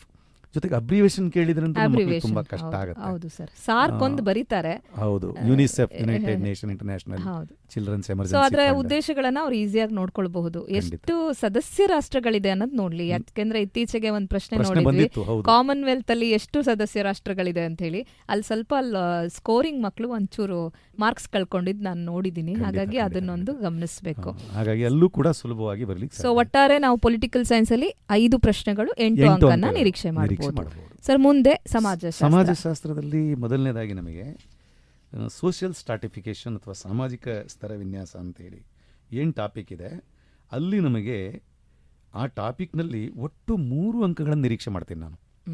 ಹೇಗೆ ಮಾಡ್ತೀನಿ ಅಂದರೆ, ಒಂದು MC question or objective question, ಇನ್ನೊಂದು 3 ಅಂಕದ ಚಾಯ್ಸ್ ಕ್ವಶನ್ ಬರುವಂಥ ಸಾಧ್ಯತೆ ಸಾಧ್ಯತೆ. ಇರುತ್ತೆ. ವಿಶೇಷವಾಗಿ ಮಕ್ಕಳಿಗೆ ಇರದೇ ಒಂದು ಪ್ರಶ್ನೆಯಲ್ಲಿ ಹೌದು, ಒಂದೇ ಅನ್ಟಚಬಿಲಿಟಿ ಬಗ್ಗೆ, ಅಸ್ಪೃಶ್ಯತೆಯನ್ನು ನಿವಾರಿಸಲು ತೆಗೆದುಕೊಂಡ ಕಾನೂನಾತ್ಮಕ ಕ್ರಮಗಳನ್ನು ವಿವರಿಸಿ ಅಂತ ಕೇಳ್ತಾರೆ. What are the legal measures to eradicate the untouchability. ಅದೊಂದು. Problems of untouchability. What are the problem faced to the untouchabilities. ಹೌದು, ಅಸ್ಪೃಶ್ಯರು ಎದುರಿಸ್ತಾ ಇರ್ತಕ್ಕಂಥ ಸಮಸ್ಯೆಗಳು ಯಾವುದು. ಇವೆರಡು ಬಿಟ್ರೆ ಅಲ್ಲಿ ಬೇರೆ ಪ್ರಶ್ನೆ ಬೇರೆ 3 ಅಂಕಕ್ಕೆ ಯಾವುದೂ ಇಲ್ಲ. ಹಾಗಾಗಿ ಈ ಎರಡನ್ನ ಓದಿ ಮಕ್ಕಳು ಸ್ವಲ್ಪ, ಉದಾಹರಣೆಗೆ ಈಗ ಅನ್ಟಚಬಿಲಿಟಿ ಲೀಗಲ್ ಮೆಜರ್ಸ್ನಲ್ಲಿ ಅಸ್ಪೃಶ್ಯತಾ ನಿಷೇಧ ಕಾಯ್ದೆ ಇದೆ, ನಾಗರಿಕ ಸಂರಕ್ಷಣಾ ಹಕ್ಕುಗಳ ಕಾಯ್ದೆ ಇದೆ. ಅವು ಇನ್ನು ಸ್ವಲ್ಪ ಕ್ಯಾಚ್ ಮಾಡಿದ್ರೆ ಅಲ್ಲಿ 1 ಮಾರ್ಕ್ಸಿಗೂ ಬರೀಬಹುದು. ಹೌದು ಸರ್. ಆ ಪಾಠದಲ್ಲಿ 1 ಅಂಕಕ್ಕೆ ನಾವು ಇನ್ನೊಂದು ಪ್ರಿಜುಡೀಸ್ ಎಂದ್ರೇನು, ಅಂದ್ರೆ ಯಾವುದು ಪೂರ್ವಾಗ್ರಹ ಎಂದರೇನು, ಮತ್ತೆ ಯಾವ್ದು ಡಿವಿಷನ್ ಆಫ್ ವರ್ಕ್, ಅದನ್ನ ಅವರು ನೋಡಿದ್ರೆ ಖಂಡಿತ ಈಸಿ ಆಗುತ್ತೆ. ಇನ್ನು ದುಡಿಮೆ ಮತ್ತು ಆರ್ಥಿಕ ಜೀವನ ಅಂತ ಮತ್ತೊಂದು ಟಾಪಿಕ್ ಇದೆ. ತುಂಬಾ ಸುಲಭವಾದ 3 ಅಂಕದ ಪ್ರಶ್ನೆ ಆ ಟಾಪಿಕ್ ತುಂಬಾ ಸುಲಭವಾದ ಟಾಪಿಕ್. ಮೋಸ್ಟ್ಲಿ ಯಾರು ಈ ಪ್ರಶ್ನೆ ಬಿಡೋದಿಲ್ಲ, ನಾನು ಗಮನಿಸಿರೋ ಹಾಗೆ. ಇಲ್ಲ, ಯಾಕೆ ಅಂತ ಹೇಳಿದ್ರೆ ಕೆಲವರು ಇನ್ನೂ ಇದನ್ನು ಕನ್ಫ್ಯೂಸ್ ಮಾಡ್ಕೊಳ್ಳೋ ಮಕ್ಕಳಿದ್ದಾರೆ. ಸಂಘಟಿತ ಅಸಂಘಟಿತ ಕೆಲಸಗಾರರ ನಡುವಿನ ವ್ಯತ್ಯಾಸ ಅಂತ ಕೇಳ್ತಾರೆ. Organise and unorganised workers differences. ನಾನು ಬಹಳ ಈಸಿಯಾಗಿ ಏನು ಹೇಳ್ತೀನಿ ಮಕ್ಕಳಿಗೆ ಅಂದರೆ, ಸಂಘಟಿತ ಅಂದರೆ ಟೀಚರ್ಸ್ ನೆನ್ಪು ಮಾಡ್ಕೊಳ್ಳಿ, ಅಥವಾ ಗೌರ್ಮೆಂಟ್ ಎಂಪ್ಲಾಯ್ ನೆನ್ಪು ಮಾಡ್ಕೊಳ್ಳಿ. ಅಸಂಘಟಿತ ಅಂದರೆ ನಿಮ್ಮ ಮನೆ ಹತ್ರ ಅಥವಾ ನಿಮ್ಮ ಕೇರಿಯಲ್ಲಿ ಕೆಲಸ ಮಾಡ್ತಾ ಇರ್ತಕ್ಕಂಥ ಒಬ್ಬ ಗಾರೆ ಕೆಲಸನ ನೆನ್ಪು ಮಾಡ್ಕೊಳ್ಳಿ. ಇಬ್ಬರನ್ನೂ ಕಂಪೇರ್ ಮಾಡಿ ನೋಡಿ. ಟೀಚರ್ಸಿಗಾದರೆ ನಿಗದಿತ ಸಂಬಳ ಇದೆ, ರಜಾ ಸೌಲಭ್ಯ ಇದೆ, ಮೆಡಿಕಲ್ ಸೌಲಭ್ಯ ಇದೆ, ಎಲ್ಲವೂ ಕೂಡ ಟೀಚರ್ಸಿಗಿದೆ. ಹಾಗಾದ್ರೆ ಆ ಗಾರೆ ಕೆಲಸದವರಿಗೆ ಏನಿದೆ? No fix time, yes, no wages, ಇವು ಯಾವುದೂ ಇಲ್ಲ, ನೋ ಸೋಷಿಯಲ್ ಸೆಕ್ಯೂರಿಟೀಸ್. ಇವೆರಡನ್ನೂ ಕಂಪೇರ್ ಮಾಡ್ಕೊಂಡ್ರೆ 3 ಅಂಕಕ್ಕೆ ಅತೀ ಸುಲಭವಾಗಿ ನಮ್ಮ ವಿದ್ಯಾರ್ಥಿಗಳು ಅಲ್ಲಿ ಸ್ಕೋರ್ ಮಾಡಬಹುದು. ಮತ್ತೆ ಸಮಸ್ಯೆಗಳು ಅಂತ ಕೇಳ್ತಾರೆ, ಅನ್ಆರ್ಗನೈಸ್ಡ್ ವರ್ಕರ್ಸ್ ನ ಸಮಸ್ಯೆಗಳು. ಇಲ್ಲೇನು ಅನ್ಆರ್ಗನೈಸ್ಡ್ಗೆ ವ್ಯತ್ಯಾಸ ಬರ್ದಿರ್ತಾರೆ, ಅದನ್ನೇ ಸಮಸ್ಯೆಗಳಾಗಿ ಬರೀಬಹುದು. ತುಂಬಾ ಎಲ್ಲಿದೆ ಅಂತ ಹುಡುಕ್ತಾರೆ ಮಕ್ಕಳು ಅದನ್ನ. ಅಸಂಘಟಿತ ಕಾರ್ಮಿಕರ ಸಮಸ್ಯೆಗಳಾವು ಅಂದ್ರೆ, ಅಸಂಘಟಿತ ಕಾರ್ಮಿಕರಿಗೆ ವೇತನಗಳಿಲ್ಲ, ರಜಾ ಸೌಲಭ್ಯ ಇಲ್ಲ, ಈ ರೀತಿ ಅವರು ತಮ್ಮದೇ ಆದ ಓನ್ ಆನ್ಸರ್ ಅಲ್ಲಿ ಬರೀಬಹುದು. ಅದಕ್ಕೆ ನಾನು ಅದನ್ನ ಯಾವಾಗಲೂ ಹೇಳ್ತಾ ಇರ್ತೀನಿ ಮಕ್ಕಳಿಗೆ, ನೋಡ್ರಪ್ಪ ಇಬ್ಬರನ್ನ ಕಂಪೇರ್ ಮಾಡ್ರಿ. ಹೌದು, ಒಬ್ಬ ಸರ್ಕಾರಿ ನೌಕರ, ಇನ್ನೊಬ್ಬ ಖಾಸಗಿ ಎಲ್ಲಿ ಕೆಲಸ ಮಾಡ್ತಾ ಇರತಕ್ಕಂಥ ಇಬ್ಬರನ್ನು ನೀವು ಕಂಪೇರ್ ಮಾಡಿದ್ರೆ ಆ ಟಾಪಿಕ್ಗೆ ನೀವು ಈಸಿಯಾಗಿ ಬರೀಲಿಕ್ಕೆ. ಸೊ ಇನ್ನೊಂದು ಪ್ರಶ್ನೆ ಇದರಲ್ಲಿ ಪೇಯ್ಡ್ ಮತ್ತೆ ಅನ್ಪೇಯ್ಡ್ ಅಂದ್ರೆ ಕೂಲಿ ರಹಿತ ಮತ್ತು ಕೂಲಿ ಸಹಿತ ದುಡಿಮೆ. ಅಲ್ಲಿ ಕನ್ನಡದಲ್ಲಿ ಈಸಿ ಆಗಿದೆ, ಸಹಿತ ರಹಿತ ಅಂತ. ಕೂಲಿ ಸಿಕ್ಕರೆ ಅದನ್ನ ಕೂಲಿ ಸಹಿತ ಅಂತೀವಿ, ಅಂದ್ರೆ ಸಂಬಳ ಅಥವಾ ಯಾವ್ದಾದ್ರೂ ರೂಪದ ವಸ್ತು ರೂಪದ ಒಂದು ರಿಟರ್ನ್ ಸಿಗ್ತಾ ಇದ್ರೆ ಅಂತ. ಸೊ ಅದರ ವ್ಯತ್ಯಾಸನೂ ಬರ್ಬೋದು. ನಾನು ಅಲ್ಲಿ ಬಹಳ ಈಸಿಯಾಗಿ ಅರ್ಥ ಮಾಡಿಸ್ತೀನಿ ಮಕ್ಕಳಿಗೆ. ಏನು ಅಂದರೆ, ಮಕ್ಕಳೇ ನೋಡಿ, ಇಲ್ಲಿ ಏನು ಅಂತ ಹೇಳಿದ್ರೆ, ಕೂಲಿ ಸಹಿತ ಅಂತ ಹೇಳಿದ್ರೆ ತನ್ನ ಜೀವನಕ್ಕಾಗಿ ಬೇಕಾಗಿರ್ತಕ್ಕಂಥ ಅವಶ್ಯಕತೆಗಳನ್ನು ಪೂರೈಸಲಿಕ್ಕೆ ಅವನು ಮಾಡೋ ಕೆಲಸದಿಂದ ಹಣ ತಗೊಂಡ್ರೆ ಅದು ಕೂಲಿ ಸಹಿತ. ಸಂಬಳ ತಗೊಂಡ್ರೆ ಕೂಲಿ. ನಿಮ್ಮ ಊರಿನಲ್ಲಿ ಯಾವುದೋ ಒಂದು ಮದುವೆ ಆಗ್ತಾ ಇದೆ, ಅಲ್ಲಿ ಚಪ್ರ ಹಾಕಕ್ಕೆ ಹೋಗ್ತಾನೆ ಅಂತ ಹೇಳಿದ್ರೆ ತನ್ನ ಮನಸ್ಸಂತೋಷಕ್ಕೆ ಹೋಗ್ತಾನೆ ಅವನು, ಏನೂ ಕೂಡ ನಿರೀಕ್ಷೆ ಮಾಡೋಲ್ಲ ಅಲ್ಲಿ. ಅಂದರೆ ಇಲ್ಲಿ ಏನು ಮಾಡ್ಬೋದು, ಆತ್ಮಸಂತೋಷಕ್ಕಾಗಿ ಮಾಡುವುದು ಕೂಲಿ ರಹಿತ, ತನ್ನ ಜೀವನಕ್ಕಾಗಿ ಮಾಡುವುದು ಕೂಲಿ ಸಹಿತ. ಇವೆರಡನ್ನ ಮಕ್ಕಳು ಚೆನ್ನಾಗಿ ಅರ್ಥ ಮಾಡ್ಕೊಂಡ್ರೆ ಬಹುಶಃ ಆ ಪ್ರಶ್ನೆಗೂ ಕೂಡ ಉತ್ತರ ಬರಲಿಕ್ಕೆ ಸಾಧ್ಯ ಇದೆ. ಆಮೇಲೆ ಅದರಲ್ಲೇನೆ ಅನ್ಎಂಪ್ಲಾಯ್ಮೆಂಟ್ ಅನ್ನೋ ಟಾಪಿಕ್ ಇದೆ, ನಿರುದ್ಯೋಗ. ಕಾರಣ ಪರಿಣಾಮಗಳನ್ನ ಬರೀಬಹುದು. ನಿರುದ್ಯೋಗ ಕಾರಣ ಏನು, ಪರಿಣಾಮ ಏನು, ಪರಿಹಾರ ಏನು, ಅದಷ್ಟನ್ನು ನೋಡ್ಕೊಂಡ್ರೆ ಬಹುಶಃ ಅಲ್ಲೂ ಕೂಡ ಸಾಕಷ್ಟು ಈಸಿಯಾಗಿ ಸ್ಕೋರನ್ನು ಮಾಡಬಹುದು. ಇನ್ನು ಅದರಲ್ಲೇ ಸಾಮಾಜಿಕ ಸವಾಲುಗಳು ಅಂತ ಒಂದು ಟಾಪಿಕ್ ಇದೆ. ಅದು ತುಂಬಾ ಸುಲಭವಾಗಿ ನಾವು ನೋಡುವಂತ 2 ಅಂಕದ ಪ್ರಶ್ನೆ ಇದೆ. ಅಲ್ಲಿ ಕೂಡ ಉದಾಹರಣೆಗೆ ಬಾಲಕಾರ್ಮಿಕರು ಯಾರು, ಬಾಲ್ಯ ವಿವಾಹ ಅಂದ್ರೆ ಏನು, ವರದಕ್ಷಿಣೆ ಪದ್ಧತಿ ಅಂದ್ರೆ ಏನು, ಫಿಮೇಲ್ ಫಾರ್ಟಿಸೈಡ್, ಹೆಣ್ಣು ಭ್ರೂಣ ಹತ್ಯೆ ಅಂದ್ರೆ ಏನು, ಅದನ್ನ ತಡೆಗಟ್ಟಲಿಕ್ಕೋಸ್ಕರ ಸರ್ಕಾರದ ಕ್ರಮಗಳೇನೇನಿದಾವೆ, ಅದಿಷ್ಟು ಒಂದು ಸ್ವಲ್ಪ ಓದಿದ್ರೆ ಬಹುಶಃ ಅಲ್ಲೂ ಕೂಡ. ಸೊ ಇಲ್ಲಿ ಅವ್ರು ಈಸಿಯಾಗಿ ಮಲ್ಟಿಪಲ್ ಕ್ವೆಶನ್ ಸಿಂಗಲ್ ಆನ್ಸರ್ ಅನ್ನೋ ತರ ಎಲ್ಲಾ ಸೋಷಿಯಲ್ ಚಾಲೆಂಜಸ್ಗೂ ಕಾಸಸ್ ಒಂದ್ ಕಡೆ ಬರ್ಕೊಳ್ಳೋದು, ಅದರ ಒಂದು ಎಫೆಕ್ಟ್ಸ್ ಒಂದ್ ಕಡೆ, ಅದಕ್ಕೆ ಏನೇನು ರೆಮಿಡೀಸ್ ಮಾಡಿದೆ ಗೌರ್ಮೆಂಟ್, ಅಂದ್ರೆ ಕಾರಣ ಪರಿಣಾಮ ಮತ್ತೆ ಪರಿಹಾರ ಕ್ರಮಗಳನ್ನ ಒಂದು ಬಾಕ್ಸ್ ಅಲ್ಲಿ ಟೇಬಲ್ ಅಲ್ಲಿ ಮಾಡ್ಕೊಂಡ್ರೆ ಅವ್ರಿಗೆ ಈಸಿ ಇದೆ. ಸೋಷಿಯಾಲಜಿನಲ್ಲಿ ಅತಿ ಸುಲಭವಾಗಿ ಅವರು 8 ಅಂಕಗಳನ್ನು ಪಡ್ಕೊಳ್ಳಿಕ್ಕೆ ಸಾಧ್ಯ ಇದೆ. ಇನ್ನು ಭೂಗೋಳಶಾಸ್ತ್ರ ನಾವು ಟಾಪಿಕ್ಗೆ ಹೋದ್ರೆ, ಇತಿಹಾಸಕ್ಕೆ ನಂತರದಲ್ಲಿ ಇಂಪಾರ್ಟೆಂಟ್ ಆಗಿರುವಂತ ಒಂದು ವಲಯ ಅಂದ್ರೆ ಅದು ಭೂಗೋಳಶಾಸ್ತ್ರ. 22 ಮಾರ್ಕ್ಸ್ ಇದೆ, 22 ಅಂಕಗಳಿದೆ. ಟೋಟಲ್ 22 ಅಂಕ, 9 ಪ್ರಶ್ನೆಗಳನ್ನ ನಿರೀಕ್ಷೆ ಮಾಡಿ. ಇದರಲ್ಲಿ ಒಂದು ಮಕ್ಕಳಿಗೆ ಒಂದು ಇಷ್ಟವಾಗಿರೋ ಪ್ರಶ್ನೆ ಕೂಡ ಇದೆ, ಮ್ಯಾಪ್ಗೆ ಸಂಬಂಧಪಟ್ಟ ಹಾಗೆ. ಇನ್ನೊಂದ್ಸಲ ಏನು ಅಂತ ಹೇಳಿದ್ರೆ, ಇದುವರೆಗಿನ 6 ಪತ್ರಿಕೆಗಳನ್ನ ಮಕ್ಕಳು ಚೆನ್ನಾಗಿ ಅಭ್ಯಾಸ ಮಾಡಿಬಿಟ್ರೆ ಬಹುಶಃ ಅವರು Map ಒಳ್ಳೆ ತಪ್ಪು ಮಾಡಲ್ಲ. ಅಂಕಗಳನ್ನ ಪಡ್ಕೊಳ್ಬಹುದು, ಮ್ಯಾಪನ್ನು ಕೂಡ ತಪ್ಪು ಮಾಡೋದಿಲ್ಲ. ಹೌದು. ನಾನು ಕೂಡ ಬಹಳಷ್ಟು ಕಡೆಗಳಲ್ಲಿ ಹೋದಾಗ ಮ್ಯಾಪನ್ನು ತಪ್ಪು ಮಾಡುವಂಥ ವಿದ್ಯಾರ್ಥಿಗಳನ್ನು ನೋಡಿದ್ದೇನೆ. ಹೇಗೆ ಮಾಡ್ತಾರೆ ಮ್ಯಾಪ್ ಅಂತ ಹೇಳಿದರೆ, ಸುಮ್ಮನೆ ಅಂದಾಜ್ ಮೇಲೆ ಒಂದು 82 ಹೌದು ಡಿಗ್ರಿನ ಹಾಕ್ತಾರೆ. ಹಾಕ್ತಾರೆ. ಸುಲಭವಾಗಿ ನಾವು ಟೀಚರ್ಸ್ ಆದರೂ ಒಂದು ಪ್ಲಾನನ್ನು ಅವ್ರಿಗೆ ಹೇಳ್ಕೊಡ್ಬೇಕು. ಏನು, ಭಾರತದ ಮಧ್ಯಭಾಗದಲ್ಲಿ ಹಾದು ಹೋಗ್ತಕ್ಕಂಥ ಅಕ್ಷಾಂಶ 23.5 ಡಿಗ್ರಿ ಇದೆ. ಹಾಗಾದರೆ ಮಧ್ಯಭಾಗ ಅಂದರೆ ಎಲ್ಲಿ ಬರುತ್ತೆ? ಸ್ಕೇಲ್ ಇಟ್ಕೊಂಡು ಅಳತೆ ಮಾಡಲಿ ಅವರು. ಹೌದು. ಮಧ್ಯಬಿಂದು ಯಾವುದು ನೋಡ್ಕೊಳ್ಳಿ. ಉದಾಹರಣೆಗೆ 22 ಬಂತು ಜಮ್ಮು ಕಾಶ್ಮೀರದಿಂದ ಕನ್ಯಾಕುಮಾರಿವರೆಗೆ ಅಂದರೆ 11ಕ್ಕೆ ಪಾಯಿಂಟ್ ಮಾಡ್ಕೊಂಡು ಹೇಳಿದ್ರೆ ಹೌದು ಅದು 23.5 ಡಿಗ್ರಿ ಅಕ್ಷಾಂಶ ಅಕ್ಷಾಂಶ ಅಥವಾ ಟ್ರಾಪಿಕ್ ಆಫ್ ಕ್ಯಾನ್ಸರ್. ಹೀಗೆ ಪೂರ್ವ ಮತ್ತು ಪಶ್ಚಿಮಾಭಿಮುಖವಾಗಿ 82.5 ಡಿಗ್ರಿಯನ್ನು ಅವ್ರು ಕಂಡು ಮಾಡಬೇಕಾದ್ರೆ ಅವು ಎಲ್ಲಿಗೆ ಹಾಕ್ತಾರೆ ಅಂತ ಹೇಳಿದ್ರೆ ಅಸ್ಸಾಮಿಗೆ ಎಳೆದಿರ್ತಾರೆ. ಹೌದು, ಆ ಕಡೆ ಮತ್ತೆ ಕೆಲವರು ಮಧ್ಯದಲ್ಲಿ ಎಳಿತಾರೆ, ಭಾರತದ ಮಧ್ಯದಲ್ಲಿ. ಏನ್ ಮಾಡಬಹುದು, ಅಲ್ಲೂ ಕೂಡ ಒಂದು ಸ್ಕೇಲ್ ಇಟ್ಕೊಂಡು ಮೆಜರ್ ಮಾಡಿದ್ರೆ ಅಲ್ಲೂ ಕೂಡ ಮಧ್ಯ ಬಿಂದುವನ್ನು ಇನ್ನೂ ಒಂದು ಸಣ್ಣ ವಿಶೇಷವಾಗಿ ಅವ್ರಿಗೆ ನಾನು ಹೇಳ್ಕೊಡೋದೇನು ಅಂದ್ರೆ, ಜಮ್ಮು ಕಾಶ್ಮೀರದ ತುದಿಯಲ್ಲಿ ಇಟ್ಕೊಂಡು 2 ಸೆಂಟಿಮೀಟರ್ ಡಿಸ್ಟೆನ್ಸ್ ಅಲ್ಲಿ ಬರೀರಿ. ನಾನು ಅದನ್ನೇ ಹೇಳ್ತೀವಿ, 2 ಸೆಂಟಿಮೀಟರ್ ದೂರದಲ್ಲಿ ಬರೆದಾಗ ಅದು 82.5 ಡಿಗ್ರಿ ಖಂಡಿತ ಪೂರ್ವ ರೇಖಾಂಶ ಆಗುತ್ತೆ. 82.5 ಡಿಗ್ರಿ ಈಸ್ಟ್ ಲ್ಯಾಂಗಿಟ್ಯೂಡ್ ಆಗುತ್ತೆ. ಸರ್, ಯಾವ್ಯಾವ ಪಾಠಗಳಲ್ಲಿ ಅವರು ಮ್ಯಾಪ್ ಅನ್ನ ಓದಬಹುದು ಈ ಸತಿ? ಉದಾಹರಣೆಗೆ ಮೊದಲನೇದು ಪಾಠ ಇದೆ ಭೌಗೋಳಿಕ ಸ್ಥಾನ ಹಾಗೂ ಪ್ರಾಕೃತಿಕ ಲಕ್ಷಣ, geographical position and physical features ಅಂತ ಇದೆ. ಅಲ್ಲಿ 2 ಪ್ಲೇಸ್ಗಳು ಬರುತ್ತೆ. ನಾನು ಗಮನಿಸಿರೋ ಪತ್ರಿಕೆಗಳಲ್ಲಿ ನೋಡಿದ ಹಾಗೆ 2 ಕೂಡ ಮ್ಯಾಪಿಗೆ ಕೇಳಿದ್ದಾರೆ. ಅಲ್ಲಿ ಹೌದು, ಏನೇನು ಬರುತ್ತೆ ಫಸ್ಟ್ ಟಾಪಿಕ್ನಲ್ಲಿ? ಉದಾಹರಣೆಗೆ ಇಂದಿರಾ ಪಾಯಿಂಟ್ ಬರುತ್ತೆ, ಇಂದಿರಾ ಕೋಲ್ ಬರುತ್ತೆ. ಆ ಇಂದಿರಾ ಪಾಯಿಂಟ್ ಅನ್ನು ಮಕ್ಕಳು ಬಹಳ ತಪ್ಪು ಮಾಡ್ತಾರೆ. ಖಂಡಿತ ಸರ್, ಎಷ್ಟು ಸಲ ಹೇಳಿದ್ರು ಇಂದಿರಾ ಪಾಯಿಂಟ್ ಅನ್ನೋದು ಕನ್ಯಾಕುಮಾರಿಗಿಂತ ಕೆಳಗಡೆ ಅವರು ಏನು ಹೇಳಬೇಕು ಅಂದ್ರೆ ಅವರಿಗೆ ತುಂಬಾ ಜಾಣರಾದ್ರೆ ಬರೆದು ಬಿಡ್ತಾರೆ. ಈ ಅಂಡಮಾನ್ ನಿಕೋಬಾರ್ ಅಂತ ಹೇಳಿ ಒಂದು ಚುಕ್ಕೆಗಳನ್ನ ಮ್ಯಾಪಲ್ಲಿ ಕೊಟ್ಟಿರ್ತಾರೆ. ಆ ಕೊನೆಯ ಚುಕ್ಕೆ ಮೇಲೆ ಗುರುತು ಮಾಡಿ ಅಂದ್ರೆ ಅದೇ ಇಂದಿರಾ ಪಾಯಿಂಟ್. ಹೌದು ಸರ್, ಕೊನೆಯ ಚುಕ್ಕೆ ಯಾವ್ದಿರುತ್ತೆ ಅದೇ ಇಂದಿರಾ ಪಾಯಿಂಟ್ ಅಂತ ಹೇಳಿ ಎಷ್ಟೋ ಸಲ ಹೇಳಿರ್ತೀವಿ, ಮತ್ತು ಕೂಡ ತಪ್ಪು ಮಾಡ್ತಾರೆ. ಇಂದಿರಾ ಕೋಲ್ ಅನ್ನ ಕೂಡ ತಪ್ಪು ಮಾಡ್ತಾರೆ. ಜಮ್ಮು ಕಾಶ್ಮೀರದ ಕ್ರಾಸ್ ಏನಿದೆ ಅಲ್ವಾ ಮೇಲ್ಗಡೆ, ಅಲ್ಲಿ ಆ ಪ್ಲಾನ್ ಅಲ್ಲಿ ಹೇಳ್ಕೊಟ್ರೆ ಬಹುಶಃ ಅದು ಕೂಡ ಮಾಡ್ಲಿಕ್ಕೆ ಸಾಧ್ಯ ಇದೆ. ನಮ್ಮ ಅಲ್ಲಿ ಹೆಸರೇ ಹೇಳುತ್ತೆ northern tip and southern tip, ತುತ್ತ ತುದಿ ಅಂತ ಯಾವ್ದು ನೋಡ್ತೀವಿ ಅದನ್ನ ಇಂದಿರಾ ಪಾಯಿಂಟ್. Total 2 marks. ಮತ್ತೆ ಅದ್ರಲ್ಲೇ ನಾವು ಕೋಸ್ಟ್ ಅಲ್ಲೂ ಯಾವ್ಯಾವ ಕೋಸ್ಟ್ ಇದೆ, ಪಶ್ಚಿಮ ಘಟ್ಟಗಳು, ಪೂರ್ವ ಘಟ್ಟಗಳು, ಕೋರಮಂಡಲ ತೀರ, ಹಾಗೇನೆ ಈ ಕಡೆ ಉತ್ಕಲ ತೀರ, ಹೌದು, ಆ ತೀರಗಳನ್ನು ಕೂಡ ನೋಡ್ಕೋಬೇಕಾಗತ್ತೆ. ಪಾಕ್ ಜಲಸಂಧಿ ಇಂಥವನ್ನ ನೋಡ್ಕೊಂಡ್ರೆ ಬಹುಶಃ ಅಲ್ಲಿ. ಮತ್ತೆ ಲಾಸ್ಟ್ ಇಯರ್ ಪಿಪ್ರೇಟಲ್ಲಿ ಕೇಳಿದ್ರು ಜಿಯೋಗ್ರಫಿಕ್ ಸೆಂಟರ್ ಆಫ್ ಇಂಡಿಯಾ ಅಂತ, ಭಾರತದ ಭೂಮಧ್ಯ ಕೇಂದ್ರ ಕೇಳಿದ್ರು. ಅದೊಂದು. ಇನ್ನು ಭಾರತದ ಋತುಗಳು ಅಂತ ಹೇಳಿ ಇದೆ, ಅಲ್ಲಿ ಒಂದು ಮಲ್ಟಿಪಲ್ ಚಾಯ್ಸ್ ಕ್ವಶನ್ ಅನ್ನ ಕೇಳೋ ಸಾಧ್ಯತೆ ಇದೆ. ಸ್ವಲ್ಪ ಅಪ್ಲಿಕೇಶನ್ ಲೆವೆಲ್ ಆಗಿರೋಂಥ MCQ ನ ಕೇಳ್ಬೋದು. ಟೆಂಪರೇಚರ್ ಬಗ್ಗೆ ಇರ್ಬೋದು, ರೈನ್ ಬಗ್ಗೆ ಇರ್ಬೋದು, ಯಾವ್ಯಾವ ಜಾಗದಲ್ಲಿ ಹೈಯೆಸ್ಟ್ ರೈನ್ ಫಾಲ್ ಬರುತ್ತೆ, ಲೋಯೆಸ್ಟ್ ರೈನ್ ಫಾಲ್ ಝೋನ್ ಯಾವುದು, ಅದರ ಸೆಂಟಿಮೀಟರ್ ಎಷ್ಟಿದೆ. ಹೌದು. ಸೊ ಅದ್ರ ಬಗ್ಗೆ ಇಲ್ಲಿ ಆಮೇಲೆ ಎಲ್ಲಿ ಯಾವ್ಯಾವ ಮಳೆಯನ್ನ ಯಾವ್ಯಾವ ಭಾಗದಲ್ಲಿ ಹೇಗೆ, ಉದಾಹರಣೆ ಕರ್ನಾಟಕದಲ್ಲಿ ಬೀಳುವಂತ ಮಳೆಯನ್ನು ಏನ್ ಕರೀತಾರೆ, ಪಶ್ಚಿಮ ಬಂಗಾಳದಲ್ಲಿ ಬೀಳುವಂತ ಮಳೆಯನ್ನು ಏನ್ ಕರೀತಾರೆ, ಕಾಲ ಬೈಸಾಖಿ, ಕಾಫಿ ಬ್ಲಾಸಮ್ಸ್ ಅಂತಿದೆ, ಉತ್ತರ ಪ್ರದೇಶದಲ್ಲಿ ಬೀಳುವಂತ ಮಳೆ, ಹೀಗೆ ಆ ರೀತಿಯಲ್ಲಿ ಕನ್ವೆನ್ಷನಲ್ ರೈನ್ ಅಂದ್ರೆ ಏನು ಅಂತ ನೋಡ್ಬೋದು. ಆ ರೀತಿ ಪ್ರಶ್ನೆಗಳು. ಆಮೇಲೆ ಯಾವ ಋತುಗಳು ಯಾವ ತಿಂಗಳಿನಿಂದ ಎಲ್ಲಿಗೆ ಪ್ರಾರಂಭ ಆಗುತ್ತೆ, ಎಲ್ಲಿ ಕೊನೆ ಆಗುತ್ತೆ. ಸರ್, ಇಲ್ಲಿ ಸೂರ್ಯನ ಕಿರಣಗಳ ಆಧಾರವಾಗಿ ಪ್ರಶ್ನೆಗಳನ್ನು ಬಂದಿತ್ತು. ನಾವು ನೋಡೋದಾದ್ರೆ ಸನ್ ರೇಸ್ ವರ್ಟಿಕಲ್ ಆಗಿದೆಯಾ, ಹಾರಿಜಾಂಟಲ್ ಆಗಿದೆಯಾ, ಸಮಾಂತರವಾಗಿದೆಯಾ, ನೇರವಾಗಿದೆಯಾ, ಲಂಬವಾಗಿದೆಯಾ ಅಂತ. ಸೊ ಅಲ್ಲಿ ನನ್ನ ಸಲಹೆ ಏನಂದ್ರೆ, ಈ ಕಾಲಗಳನ್ನ ಅವರು ಕರೆಕ್ಟಾಗಿ ಅಂದ್ರೆ ನಾವು ಅಲ್ಲಿ ಕೊಟ್ಟಿರೋ ಅಂತ ವಿಷಯಗಳನ್ನ ಅವ್ರು ಲೈನ್ ಟು ಲೈನ್ ಓದಿದ್ರೆ MCQಗಾಗ್ಲಿ 1 ಮಾರ್ಕ್ಸಿಗಾಗ್ಲಿ ಈಸಿಯಾಗಿ ಅವ್ರು ಸ್ಕೋರ್ ಮಾಡ್ಬೋದು ಅಂತ. ಇನ್ನು ಭಾರತದ ಮಣ್ಣುಗಳು ಅಂತ ಇದೆ, ಸಾಯಿಲ್ಸ್ ಆಫ್ ಇಂಡಿಯಾ. ಈ ಟಾಪಿಕ್ ಅಂತೂ 4 ಅಂಕಕ್ಕೆ ಈಸಿಯಾಗಿ ಬುಟ್ಟಿಗೆ ಬೀಳೋ ಅಂತ ಟಾಪಿಕ್ ಸರ್ ಇದು. 4 ಅಂಕದ ಪ್ರಶ್ನೆಗಳು ಬರುತ್ತೆ, ಅತಿ ಸರಳವಾಗಿ.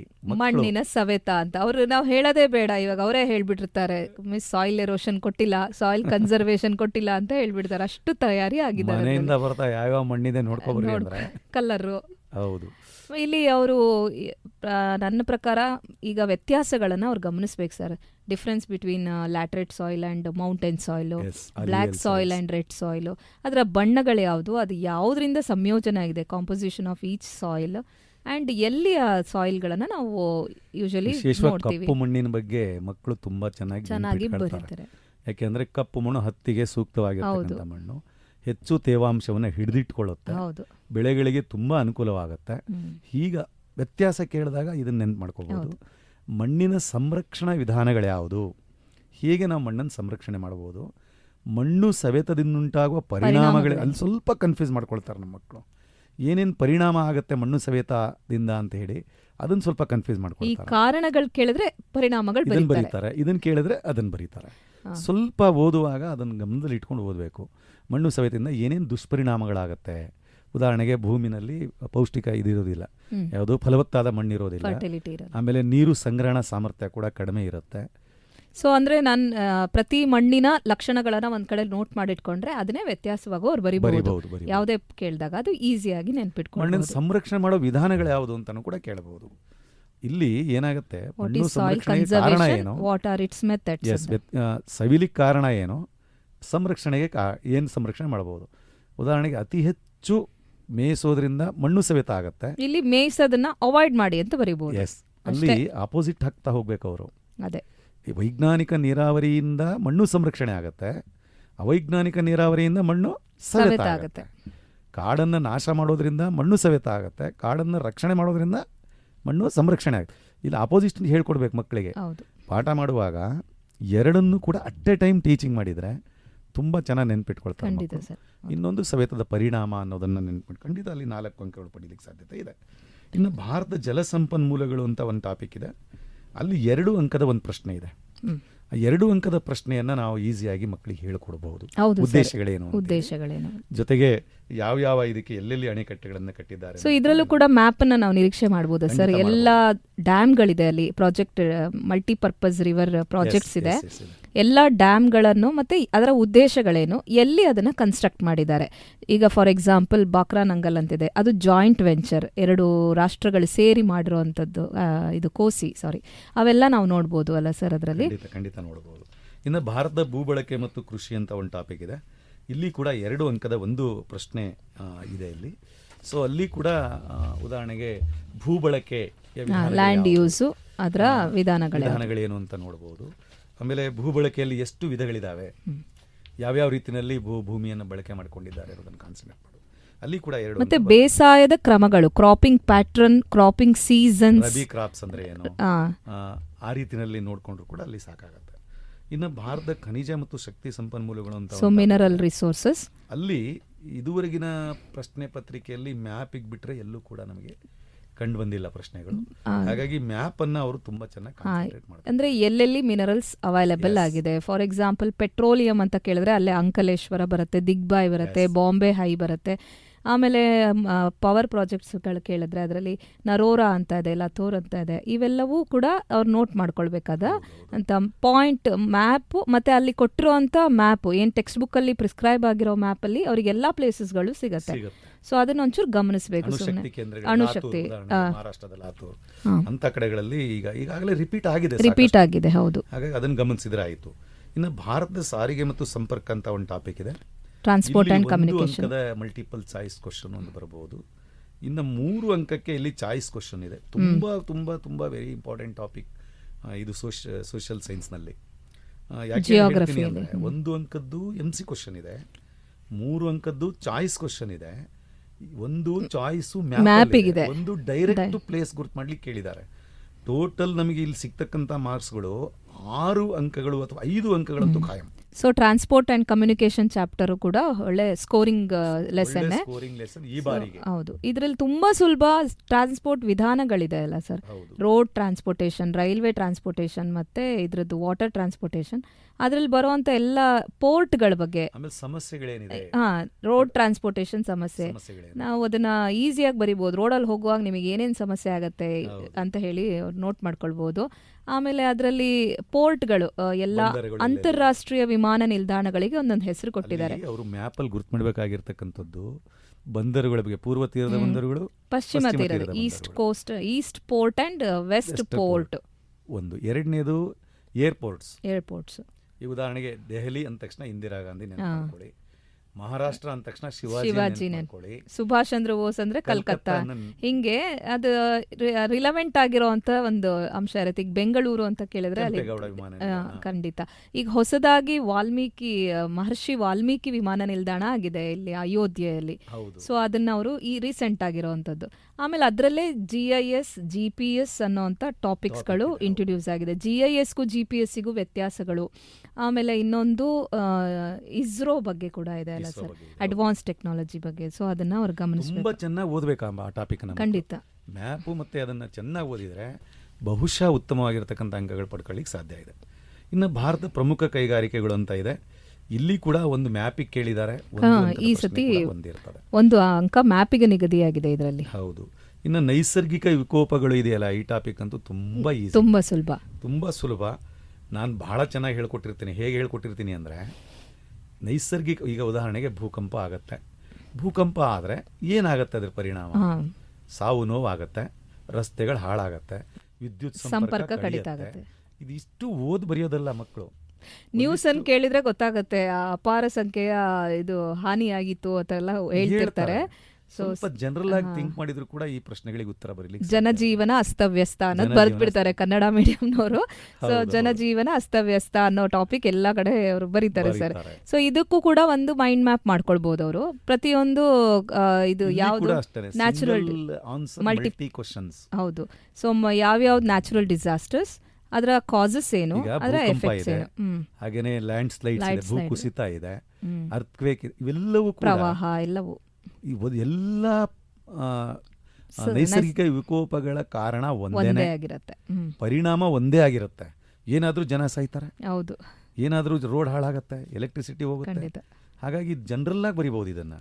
ಆದ್ರೆ ಇದನ್ನ ತಡೆಗಟ್ಟುವ ವಿಧಾನ ಅಂತ ತೆಗೆದುಕೊಂಡಾಗ ಇಲ್ಲಿ ಕೂಡ ಅಷ್ಟೇನೆ ಏನಾಗತ್ತೆ, ಮಾಸ್ ಮೀಡಿಯಾ ಇವತ್ತು ಮಾಸ್ ಮೀಡಿಯಾ ಆದಷ್ಟು ಎಚ್ಚರವನ್ನ ಆಮೇಲೆ ಸ್ವಲ್ಪ ವ್ಯತ್ಯಾಸ, ಆರ್ಮಿಯನ್ನ ರಿಸರ್ವ್ ಆಗಿ ಇಟ್ಕೊಳ್ಳೋದು, ಆಮೇಲೆ ಆಹಾರವನ್ನ ಫುಡ್ ಸೆಕ್ಯೂರಿಟಿ ಇಟ್ಕೊಳ್ಳೋದು, ಇವೆಲ್ಲವೂ ಬರಿಬಹುದು ಅವರು. ಕಾಮನ್ ಆಗಿರ್ತಕ್ಕಂಥ ವಿಷಯಗಳನ್ನ ಮಾಡ್ಕೋಬಹುದು. ಇನ್ನು ಇದಾದ್ಮೇಲೆ ನಮಗೆ ಅರ್ಥವ್ಯವಸ್ಥೆ ಮತ್ತು ಸರ್ಕಾರ ಅನ್ನೋದೊಂದಿದೆ, ಇದನ್ನ ತಾವು ಓಕೆ ಸರ್. ಎಕನಾಮಿಕ್ಸ್ ಅಲ್ಲಿ ಇರೋದು ಮೂರು ಚಾಪ್ಟರು. ಅದರಲ್ಲಿ ಎಕನಾಮಿ ಅಂಡ್ ಗೌರ್ಮೆಂಟ್, ಅರ್ಥವ್ಯವಸ್ಥೆ ಮತ್ತೆ ಸರ್ಕಾರ, ಇದರಲ್ಲಿ 2 ಅಂಕದ ಪ್ರಶ್ನೆಗಳನ್ನು ನಾವು ನಿರೀಕ್ಷೆ ಮಾಡಬಹುದು. ಅಂದ್ರೆ ಇದರಲ್ಲಿ ಗ್ರೀನ್ ರೆವಲ್ಯೂಷನ್ ಅಂತ ಒಂದು ಟಾಪಿಕ್ ಇದೆ. ಸೊ ಆ ಗ್ರೀನ್ ರೆವಲ್ಯೂಷನ್ ಟಾಪಿಕ್ ಅಲ್ಲಿ ಅದರ ಉದ್ದೇಶಗಳೇನು ಅದನ್ನ ನಿರೀಕ್ಷೆ ಮಾಡಬಹುದು. ಅದರಲ್ಲೇ ಮತ್ತೊಂದು ಸ್ವಲ್ಪ ಟ್ರಿಕಿ ಅಂತಂದ್ರೆ pre harvest and post harvest ಅಂತಿದೆ. ಅಂದ್ರೆ ಯಾವುದು ಸುಗ್ಗಿ ಪೂರ್ವ ತಂತ್ರಜ್ಞಾನ, ಸುಗ್ಗಿ ನಂತರದ ತಂತ್ರಜ್ಞಾನ ಅಂತ. ಅವೆರಡರದ್ದು ವ್ಯತ್ಯಾಸಗಳನ್ನು ಅವ್ರನ್ನ ಓದ್ಬೋದಲ್ಲ ಸರ್ ಅದರಲ್ಲಿ? ಖಂಡಿತ. ಅದರಲ್ಲಿ ನೆಕ್ಸ್ಟ್ ರೂರಲ್ ಡೆವಲಪ್ಮೆಂಟ್, ಇಲ್ಲಿ 1 ಅಂಕದ ಒಂದು ಪ್ರಶ್ನೆ ಮತ್ತು 3 ಅಂಕದ ಒಂದು ಪ್ರಶ್ನೆಯನ್ನ ನಾವು ನಿರೀಕ್ಷೆ ಮಾಡಬಹುದು. ಸೊ ಇದು ಕೂಡ ತುಂಬಾ ಈಸಿ ಆಗಿರುವಂತ ಟಾಪಿಕ್. ಈಗ ಹಳ್ಳಿಗಳಲ್ಲಿ ಓದ್ತಾ ಇರೋ ಮಕ್ಕಳು ಈಸಿಯಾಗಿ ಅವರ ಪಂಚಾಯತ್ ರಾಜ್ ವ್ಯವಸ್ಥೆಯ ಒಂದು ಉದ್ದೇಶಗಳಾಗಿರ್ಬೋದು, ಅಥವಾ ಗ್ರಾಮೀಣ ಅಭಿವೃದ್ಧಿಯನ್ನ 3 ಟೈರ್ ಸಿಸ್ಟಮ್ ಅಂತ, 3 ಗಾಲಿ ಯೋಜನೆ ಅಂತ, ಜಿಲ್ಲಾ ಪಂಚಾಯತ್, ತಾಲೂಕ್ ಪಂಚಾಯತ್ ಮತ್ತು ಗ್ರಾಮ ಪಂಚಾಯತ್ಗಳ ಬಗ್ಗೆ ಓದ್ಬೋದು. ಇನ್ನು ಸಾರ್ವಜನಿಕ ಹಣಕಾಸು, ಅದರಲ್ಲಿ 1 ಅಂಕದ ಪ್ರಶ್ನೆಗಳನ್ನ ಅವ್ರು ಸ್ವಲ್ಪ ಕಲಿಬೇಕಾಗತ್ತೆ. ಜೊತೆಗೆ 3 ಅಂಕದ ಒಂದು ಚಾಯ್ಸ್ ಕ್ವೆಶ್ಚನ್. ಈಸಿ ಟಾಪಿಕ್ ಅದು, ಖಂಡಿತ easy topic. Public finance and personal finance differences ತುಂಬಾ ಈಸಿಯಾಗಿ ಹೇಳ್ಬಹುದು. ಪಬ್ಲಿಕ್ ಫಿನಾನ್ಸ್ ಅಂತ ಹೇಳಿದ್ರೆ ಸರ್ಕಾರಕ್ಕೆ ಸಂಬಂಧಪಟ್ಟಿರ್ತಕ್ಕಂಥದ್ದು, ಪಬ್ಲಿಕ್ ಪರ್ಸನಲ್ ಅಂದ್ರೆ ಒಬ್ಬ ಪರ್ಸನ್, ಅದನ್ನ ಕಂಪೇರ್ ಮಾಡಿ. ಆಮೇಲೆ ಇದರಲ್ಲಿ ಬಜೆಟ್, ಟೈಪ್ಸ್ ಆಫ್ ಬಜೆಟ್ ಅಂತ ಇದೆ. ಬಜೆಟ್ ಆಯವ್ಯಯವೆಂದು, ಅದರಲ್ಲಿ ಕೊರತೆ ಹಣಕಾಸಿನ ಬಗ್ಗೆ ರೀಸೆಂಟ್ ಆಗಿ ಒಂದು ಪ್ರಶ್ನೆ ಕೇಳಿದ್ರು. ನ್ಯಾಷನಲ್ ಪ್ಲಾನಿಂಗ್ ಕಮಿಷನ್ ಪ್ರಕಾರ ಕೊರತೆ ಹಣಕಾಸು ಎಂದರೇನು ಅಂದ್ರೆ ಬೇರೆ, ಜನರಲ್ ಆಗಿ ಕೊರತೆ ಹಣಕಾಸು ಅಂದರೆ ಬೇರೆ ಇರುತ್ತೆ. ಇದರಲ್ಲಿ ಡಿಫ್ರೆನ್ಸಸ್ಸು ಏನಂದರೆ, ನ್ಯಾಷನಲ್ ಪ್ಲಾನಿಂಗ್ ಕಮಿಷನ್ ಏನು ಹೇಳುತ್ತೆ, ಕೊಳ್ಳುವ ಸಾಮರ್ಥ್ಯ ಅಂದರೆ ಪರ್ಚೇಸಿಂಗ್ ಪವರ್ ಮೇಲಿರುವಂಥ ಡಿಫಿಸಿಟ್ನ ಹೇಳುತ್ತೆ. ಇದೊಂದು ಅವ್ರು ನೋಡ್ಕೊಳ್ಬೋದು ಸರ್. ಇನ್ನು ಚಾಯ್ಸ್ ಇದೆ, 3 ಅಂಕದ ಚಾಯ್ಸ್ ಇದೆ. ಇನ್ನು ಬ್ಯಾಂಕ್ ವ್ಯವಹಾರ ಅಂತ ಒಂದಿದೆ, ಇದು ಕೂಡ ತುಂಬಾ ಈಸಿ ಟಾಪಿಕ್. 3 ಅಂಕಕ್ಕೆ ಬ್ಯಾಂಕ್ನಲ್ಲಿ ಬಹುಶಃ ಜೂನ್ನಿಂದ ಕಲಿಸುವಂತ ಪ್ರಶ್ನೆ ಇದು. ಜೂನ್ನಿಂದಲೂ ಕಲಿಸುವಂತ ಒಂದು ಪಾಠ ಅಂದ್ರೆ ಬ್ಯಾಂಕಿಂಗ್ ಟ್ರಾನ್ಸಾಕ್ಷನ್ಸ್ ಅಂತ. ಅದರಲ್ಲಿ ಬ್ಯಾಂಕಿನ ಫಂಕ್ಷನ್ಸ್ ಏನು, ಕಾರ್ಯಗಳೇನು, ಅಡ್ವಾಂಟೇಜಸ್ ಏನು, ಹೆಂಗೆ ಅಕೌಂಟ್ನ ಓಪನ್ ಮಾಡ್ತಾರೆ, ಮತ್ತು ಪ್ರತಿ ಖಾತೆಗಳನ್ನು ಅವ್ರು ಸ್ವಲ್ಪ ಓದಬೇಕಾಗತ್ತೆ. ಯಾವ ಖಾತೆಯಲ್ಲಿ ಇಂಟ್ರೆಸ್ಟ್ ಕೊಡ್ತಾರೆ, ಯಾವ ಖಾತೆಯಲ್ಲಿ ಸರ್ವಿಸ್ ಚಾರ್ಜನ್ನು ಹಾಕ್ತಾರೆ, ಸೊ ಸೇವಾ ತೆರಿಗೆನ ಎಲ್ಲಿ ಹಾಕ್ತಾರೆ, ಅದೆಲ್ಲ ಒಂಚೂರು ಅವ್ರು ನೋಟ್ ಮಾಡ್ಕೊಂಡು ಸ್ವಲ್ಪ ಅಪ್ಲಿಕೇಶನ್ ಲೆವೆಲ್ ಕ್ವಶನ್ ಬರ್ಬೋದು. ಈಗಾಗಲೇ ಕೇಳಿರೋದನ್ನು ಸ್ವಲ್ಪ ಗಮನಿಸಿದ್ರೆ ಸಾಕು. ಖಂಡಿತ. ಇನ್ನು ಉದ್ಯಮಶೀಲತೆ ಅಂತ ಒಂದು ಟಾಪಿಕ್ ಇದೆ. ಇಲ್ಲಿ ಕೂಡ 3 ಅಂಕದ ಪ್ರಶ್ನೆ ಚಾಯ್ಸ್ ಇದೆ. 1 ಅಂಕದ ಒಂದು ಪ್ರಶ್ನೆ ಕೊಡ್ತಾರೆ. ಉದ್ಯಮಶೀಲತೆಯ ಗುಣಲಕ್ಷಣಗಳೇನು, ಒಬ್ಬ ಉದ್ಯಮಿಗೆ ಇರಬೇಕಾಗಿರ್ತಕ್ಕಂಥ ಕ್ಯಾರೆಕ್ಟರಿಸ್ಟಿಕ್ಸ್ ಏನು, ಉದ್ಯಮದಿಂದ ಆಗ್ತಕ್ಕಂಥ ಲಾಭಗಳೇನು, ಈ ರೀತಿ ನೋಡಿಕೊಂಡ್ರು ಕೂಡ ಸಾಕಾಗತ್ತೆ. ಇನ್ನು ಲಾಸ್ಟ್ ಟಾಪಿಕ್ ಇದೆ ನಮಗೆ ಕನ್ಸ್ಯೂಮರ್ ಪ್ರೊಟೆಕ್ಷನ್ ಅಂತ ಹೇಳಿ. ಅಲ್ಲಿ ಕೂಡ 2 ಅಂಕದ ಪ್ರಶ್ನೆ ಇದೆ. ಉದಾಹರಣೆಗೆ ಗ್ರಾಹಕರಿಗೆ ಆಗ್ತಕ್ಕಂಥ ಅನ್ಯಾಯ, ಅದಕ್ಕೆ ಹೇಗೆ ಸರಿಪಡಿಸ್ಕೊಳ್ಬೋದು ಅನ್ನೋದು.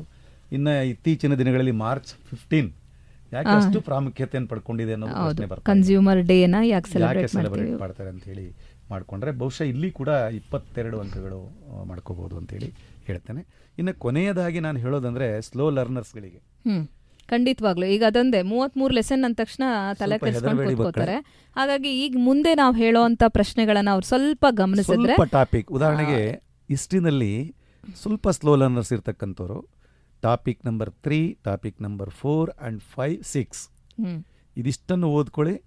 ಜೊತೆಗೆ ಜಿಯೋಗ್ರಫಿಗೆ ಹೋದ ತಕ್ಷಣ ನೀವು ಮ್ಯಾಪನ್ನು ಮರಿಲೇಬಾರದು. 10 ಪ್ಲೇಸನ್ನು ಗುರ್ತು ಮಾಡಿ. ಈ ಸತಿ ಲಾಸ್ಟ್ ಇಯರ್ 7 ಸ್ಥಳಗಳನ್ನ ಕೊಡ್ತಾ ಇದ್ರು, ಈ ಸತಿ 10 ಸ್ಥಳಗಳನ್ನ ಕೊಟ್ಟಿರೋದ್ರಿಂದ ಅಲ್ಲಿಗೆ ಹಾಫ್ ಚಾಯ್ಸ್ ಸಿಕ್ಬಿಟ್ಟಿದೆ ಅವರಿಗೆ. 10 ಪ್ಲೇಸ್ ಅಲ್ಲಿ 5 ಪ್ಲೇಸ್ ನ ಅವ್ರು ಲೊಕೇಟ್ ಮಾಡ್ಬೇಕಾಗಿರೋದ್ರಿಂದ, ಸೊ ಯಾವ್ಯಾವ ಪಾಠ ಅಂತನೂ ನಿಗದಿ ಈಗ ಆಲ್ರೆಡಿ ನಾವು ಹೇಳಿರೋದ್ರಿಂದ ಸರ್ ಅವ್ರು ಈಸಿಯಾಗಿ ಅಲ್ಲಿ ಸ್ಕೋರ್ ಮಾಡಬಹುದು. ಕೂಡ ಅವರು ಮಾರ್ಕ್ ಮಾಡ್ಲಿ ಅಂತ ನಾನು ಹೇಳೋದಷ್ಟೇ ಸರ್. 10 ಗುರ್ತು ಮಾಡಿ. ನಿಮಗೆ ಪರ್ಫೆಕ್ಟ್ ಗೊತ್ತಿದೆ ಅಂದ್ರೆ 5 ಗುರ್ತು ಮಾಡಿ. ಡೌಟ್ ಇದೆ ಅಂದ್ರೆ ನೀವು 10 ಗುರ್ತು ಮಾಡಿ. ಖಂಡಿತ 5 ಅಂಕಗಳು ಬರಲಿಕ್ಕೆ ಸಾಧ್ಯ ಇದೆ. ಜಿಯಾಗ್ರಫಿನಲ್ಲಿ ಭಾರತದ ಮಣ್ಣುಗಳು ಬಿಡಲೇಬೇಡಿ, ಜೊತೆಗೆ ಸಾರಿಗೆ ಸಂಪರ್ಕ ಬಿಡಲೇಬೇಡಿ, ಫಾರೆಸ್ಟ್ ಅರಣ್ಯ ಬಿಡಲೇಬೇಡಿ. ಯಾಕೆಂದರೆ ತುಂಬ ಈಸಿಯಾಗಿ ಸರಳವಾಗಿ ಸ್ಕೋರ್ ಮಾಡುವಂತಹ ಟಾಪಿಕ್ಗಳಿವು. ಇನ್ನು ಭಾರತದ ಸಾಮಾಜಿಕ ಸವಾಲುಗಳು ಮತ್ತು ಚಾಲೆಂಜ್ ಇದನ್ನು ಬಿಡಬೇಡಿ. ಸ್ಲೋ ಲರ್ನರ್ಸಿಗೆ ನನ್ನ ಸಲಹೆ ಇಷ್ಟೇ, ಹಿಸ್ಟ್ರಿಯಿಂದ ನೀವು ಕನಿಷ್ಠ 15 ಅಂಕಕ್ಕೆ ಪ್ರಯತ್ನ ಮಾಡಿ. ಯಾವ್ಯಾವ ಟಾಪಿಕ್ನಲ್ಲಿ ನಾನು ಹೇಳಿದಂತೆ ಧಾರ್ಮಿಕ ಸುಧಾರಣಾ ಚಳವಳಿ 1857ರ ದಂಗೆ ಒಂದು, ಆಮೇಲೆ ಇನ್ನೊಂದು ಇದು ಬ್ರಿಟಿಷ್ ಆಡಳಿತ ವ್ಯವಸ್ಥೆ. ಅದರಲ್ಲಿ ನಾವು ನೋಡ್ತಾ ಇರೋದು ಕಂದಾಯ ಮತ್ತೆ ಎಜುಕೇಶನ್ ಯಾವಾಗಲೂ ಕೇಳ್ತಾ ಇದ್ದಾರೆ. ಸೋಷಿಯಾಲಜಿನಲ್ಲಿ ಸಾಮಾಜಿಕ ಸ್ತರ ವಿನ್ಯಾಸ, ದುಡಿಮೆ ಮತ್ತು ಆರ್ಥಿಕ ಜೀವನ, ಬ್ಯಾಂಕ್ ವ್ಯವಹಾರಗಳು, ನೈಸರ್ಗಿಕ ವಿಕೋಪಗಳು, ಇದಿಷ್ಟನ್ನು ಓದಿದರೆ ನೀವು 45 ಮಾರ್ಕ್ಸ್ ತಗೊಳ್ತೀರಿ. ಸರ್ ಇಷ್ಟನ್ನೇ ನೀವು ಪ್ರಿಪೇರ್ ಆದರೆ 45 ಅಂಕಗಳು ಪಡ್ಕೊಳ್ತೀರಿ ಮಕ್ಕಳೇ. ಸೊ ನಿಮಗೆ ಏನಾದರೂ ಡೌಟ್ಗಳಿದ್ರೆ ಇನ್ನು ಸರ್ ಸ್ಕೋರಿಂಗ್ ಮಾಡೋ ಅಂಥ ವಿದ್ಯಾರ್ಥಿಗಳಿಗೆ ಈಗ ತುಂಬ ಜನ ಔಟ್ ಆಫ್ ಔಟ್ ನಿರೀಕ್ಷೆ ಮಾಡ್ತಾರೆ.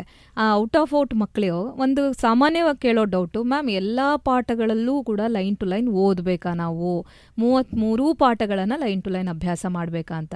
ಈಗ ಸ್ಕೋರ್ ಮಾಡೋರಿಗೆ ಏನೇನೆಲ್ಲ ಟಿಪ್ಸ್ ಕೊಡ್ಬೋದು ಸರ್? ನಾವು ಸ್ಕೋರ್ ಮಾಡೋರಿಗೆ ನಾನು ಹೇಳೋದಿಷ್ಟೇ, ಅವ್ರು ಎಲ್ಲವನ್ನೂ ಕೂಡ ಓದಬೇಕು, ಎಲ್ಲ ಪಾಠಗಳನ್ನು ಓದಬೇಕು. ಜೊತೆಗೆ ಏನು ಮಾಡಬೇಕು ಅಂತ ಹೇಳಿದ್ರೆ ಈಗಿನ ಪ್ರಶ್ನೆ ಪತ್ರಿಕೆಗಳೇನಿದೆ, ಈಗ ಆಲ್ರೆಡಿ 6 ಪ್ರಶ್ನೆ ಪತ್ರಿಕೆ ನಿಮಗೆ ಸಿಕ್ಕಿದೆ. 6 ಪ್ರಶ್ನೆ ಪತ್ರಿಕೆಗಳನ್ನು ಇಟ್ಕೊಂಡ್ಬಿಟ್ಟು ಕಂಪೇರ್ ಮಾಡ್ತಾ ಹೋಗಬೇಕು. ಯಾವ ಪಾಠದಲ್ಲಿ ಯಾವ ಪ್ರಶ್ನೆಗಳನ್ನು ಕೇಳಿದ್ದಾರೆ. ನಮ್ಮ ಮಕ್ಕಳು ಎಲ್ಲಿ ಎಡುತ್ತಾರೆ ಅಂತ ಹೇಳಿದ್ರೆ ನೇರ ಪ್ರಶ್ನೆಗಳು ಕೇಳಿಬಿಟ್ರೆ ಬರೀತಾರೆ, ಅದೇ ಸ್ವಲ್ಪ ಟ್ವಿಸ್ಟ್ ಮಾಡಿ ಅಥವಾ ಅನ್ವಯದ ಪ್ರಶ್ನೆಗಳು ಅಂತ. ಹೌದು. ಈ ಉದಾಹರಣೆಗೆ ಒಂದು ಅನ್ವಯದ ಪ್ರಶ್ನೆ ನಾನು ಕೇಳ್ತೇನೆ. ಉದಾಹರಣೆಗೆ ನಾಲ್ಮಡಿ ಕೃಷ್ಣರಾಜ ಒಡೆಯರ ಸಾಧನೆಗಳನ್ನು ವಿವರಿಸಿ. ತುಂಬ ಚೆನ್ನಾಗಿ ಕಲ್ತಿರ್ತಾರೆ ಮಕ್ಕಳು. ಅದೇ ಪ್ರಶ್ನೆಯನ್ನ ನಾಲ್ಮಡಿ ಕೃಷ್ಣರಾಜ ಒಡೆಯರನ್ನು ಆಧುನಿಕ ಮೈಸೂರಿನ ನಿರ್ಮಾಪಕ ಎಂದು ಕರೆಯುತ್ತಾರೆ, ಸಮರ್ಥಿಸಿ ಅಂದರೆ ಮುಗೀತು. ನಮ್ಮ ಮಕ್ಕಳು ಈಗ ಆಲ್ರೆಡಿ ಅದನ್ನು ಬಿಡ್ತಾರೆ, ಮರ್ತೇ ಹೋಗ್ತಾರೆ. ಅದು ಯಾಕೆ ಅಂತ ಹೇಳಿದ್ರೆ ಉತ್ತರ ಒಂದೇ. ಪ್ರಶ್ನೆಯನ್ನೇ ನಾವೇನು ಮಾಡಿದ್ದೀವಿ, ಸ್ವಲ್ಪ ಬದಲಾವಣೆ ಮಾಡಿದ್ದೀವಿ. 1857ರ ದಂಗೆಯ ಆರ್ಥಿಕ ಕಾರಣಗಳನ್ನು ಪಟ್ಟಿ ಮಾಡಿ ಬರೀತಾರೆ. 1857ರ ದಂಗೆಯು ಭಾರತೀಯ ಕೈಗಾರಿಕೆಗಳನ್ನು ಸರ್ವನಾಶ ಮಾಡಿತ್ತು, ಹೇಗೆ ಬರೆಯೋಲ್ಲ. ಪ್ರಶ್ನೆನ ಓದ್ಕೊಳ್ಳಲ್ಲ ಸರ್ ಸರಿಯಾಗಿ. ಫಸ್ಟ್ 15 ನಿಮಿಷ ಪ್ರಶ್ನೆಗಳನ್ನು ಓದ್ಲಿಕ್ಕೆ ಇಲಾಖೆ ಪರ್ಮಿಷನ್ ಕೊಟ್ಟಿದ್ರು ಕೂಡ ಕ್ವಶನ್ ಪೇಪರ್ ಕೊಟ್ಟ ತಕ್ಷಣ ರಪ್ ಅಂತ ಆನ್ಸರ್ ಬರೆಯುವಂತ ಪದ್ಧತಿ ನಾವು ನೋಡ್ತಾ ಇದೀವಿ ಇತ್ತೀಚೆಗೆ. ಸೊ ಪೇಷನ್ಸ್ ಇಂದ ಒಂಚೂರು ಪ್ರಶ್ನೆಗಳನ್ನ ಓದ್ಬೇಕು ಅವರು ಸ್ಕೋರಿಂಗ್ ಮಾಡೋರು. ಮತ್ತೆ ನೀವು ಹೇಳ್ದಂಗೆ ಎಲ್ಲಾ ಪಾಠಗಳಲ್ಲೂ ಕೂಡ ಅವರು ನಿಗದಿತ ಅಂಕಗಳನ್ನ ನೋಡ್ಕೊಂಡು ಓದ್ಕೊಳ್ಳೋದು ಒಳ್ಳೇದು ಅನ್ಸುತ್ತೆ. ಅಪ್ಲಿಕೇಶನ್ ಲೆವೆಲ್ ಕ್ವಶನ್ಸ್ ಅನ್ನ ಸ್ವಲ್ಪ ಅಬ್ಸರ್ವ್ ಮಾಡಬೇಕು. ನಾನು ಹೇಳೋದಿಷ್ಟು ಸಲ ಮಕ್ಕಳಿಗೆ ಉತ್ತರಕ್ಕಿಂತ ಪ್ರಶ್ನೆಗಳೇ ಜಾಸ್ತಿ ಓದಬೇಕು. ಅವರು ಪ್ರಶ್ನೆಗಳೇ ಜಾಸ್ತಿ ಓದಬೇಕು. ಆಮೇಲೆ ಪ್ರತಿ ಸಲ ಓದುವಾಗ ಪ್ರಶ್ನೆ ಹಾಕೊಂಡು ಉತ್ತರ ಬರೆಯೋದು ಅವ್ರು ಬೆಟರ್ ಅನ್ಸುತ್ತೆ. ಈಗ 1857ರ ದಂಗೆ ಅಂತ ತೆಗೆದುಕೊಂಡ್ರೆ 1857ರ ದಂಗೆ ಕಾರಣಗಳನ್ನು ಪಟ್ಟಿ ಮಾಡಿ ಅಂದ್ರೆ ಬರೀತಾರೆ. ಭಾರತ ಪ್ರಥಮ ಸ್ವತಂತ್ರ ಸಂಗ್ರಾಮ ಸಫಲವಾದರೂ ವಿಫಲವಾಯಿತು ಏಕೆ ಅಂದ್ರೆ ಬರೆಯೋದೇ ಇಲ್ಲ ಸರ್. ಅಲ್ಲಿ 2 ನೋಡ್ಕೋಬಹುದು ಅವರು. 1857 ಅಂತ ಒಂದು ವರ್ಡ್ ಇರುತ್ತೆ, ಇಲ್ಲ ಅಂತಂದ್ರೆ ಇಂಡಿಯಾಸ್ ಫಸ್ಟ್ ಫ್ರೀಡಮ್ ಸ್ಟ್ರಗಲ್ ಅಂತ. 2-3 ವರ್ಷದಿಂದ ಒಂದು ಪ್ರಶ್ನೆ ಕೇಳಲಾಗಿತ್ತು.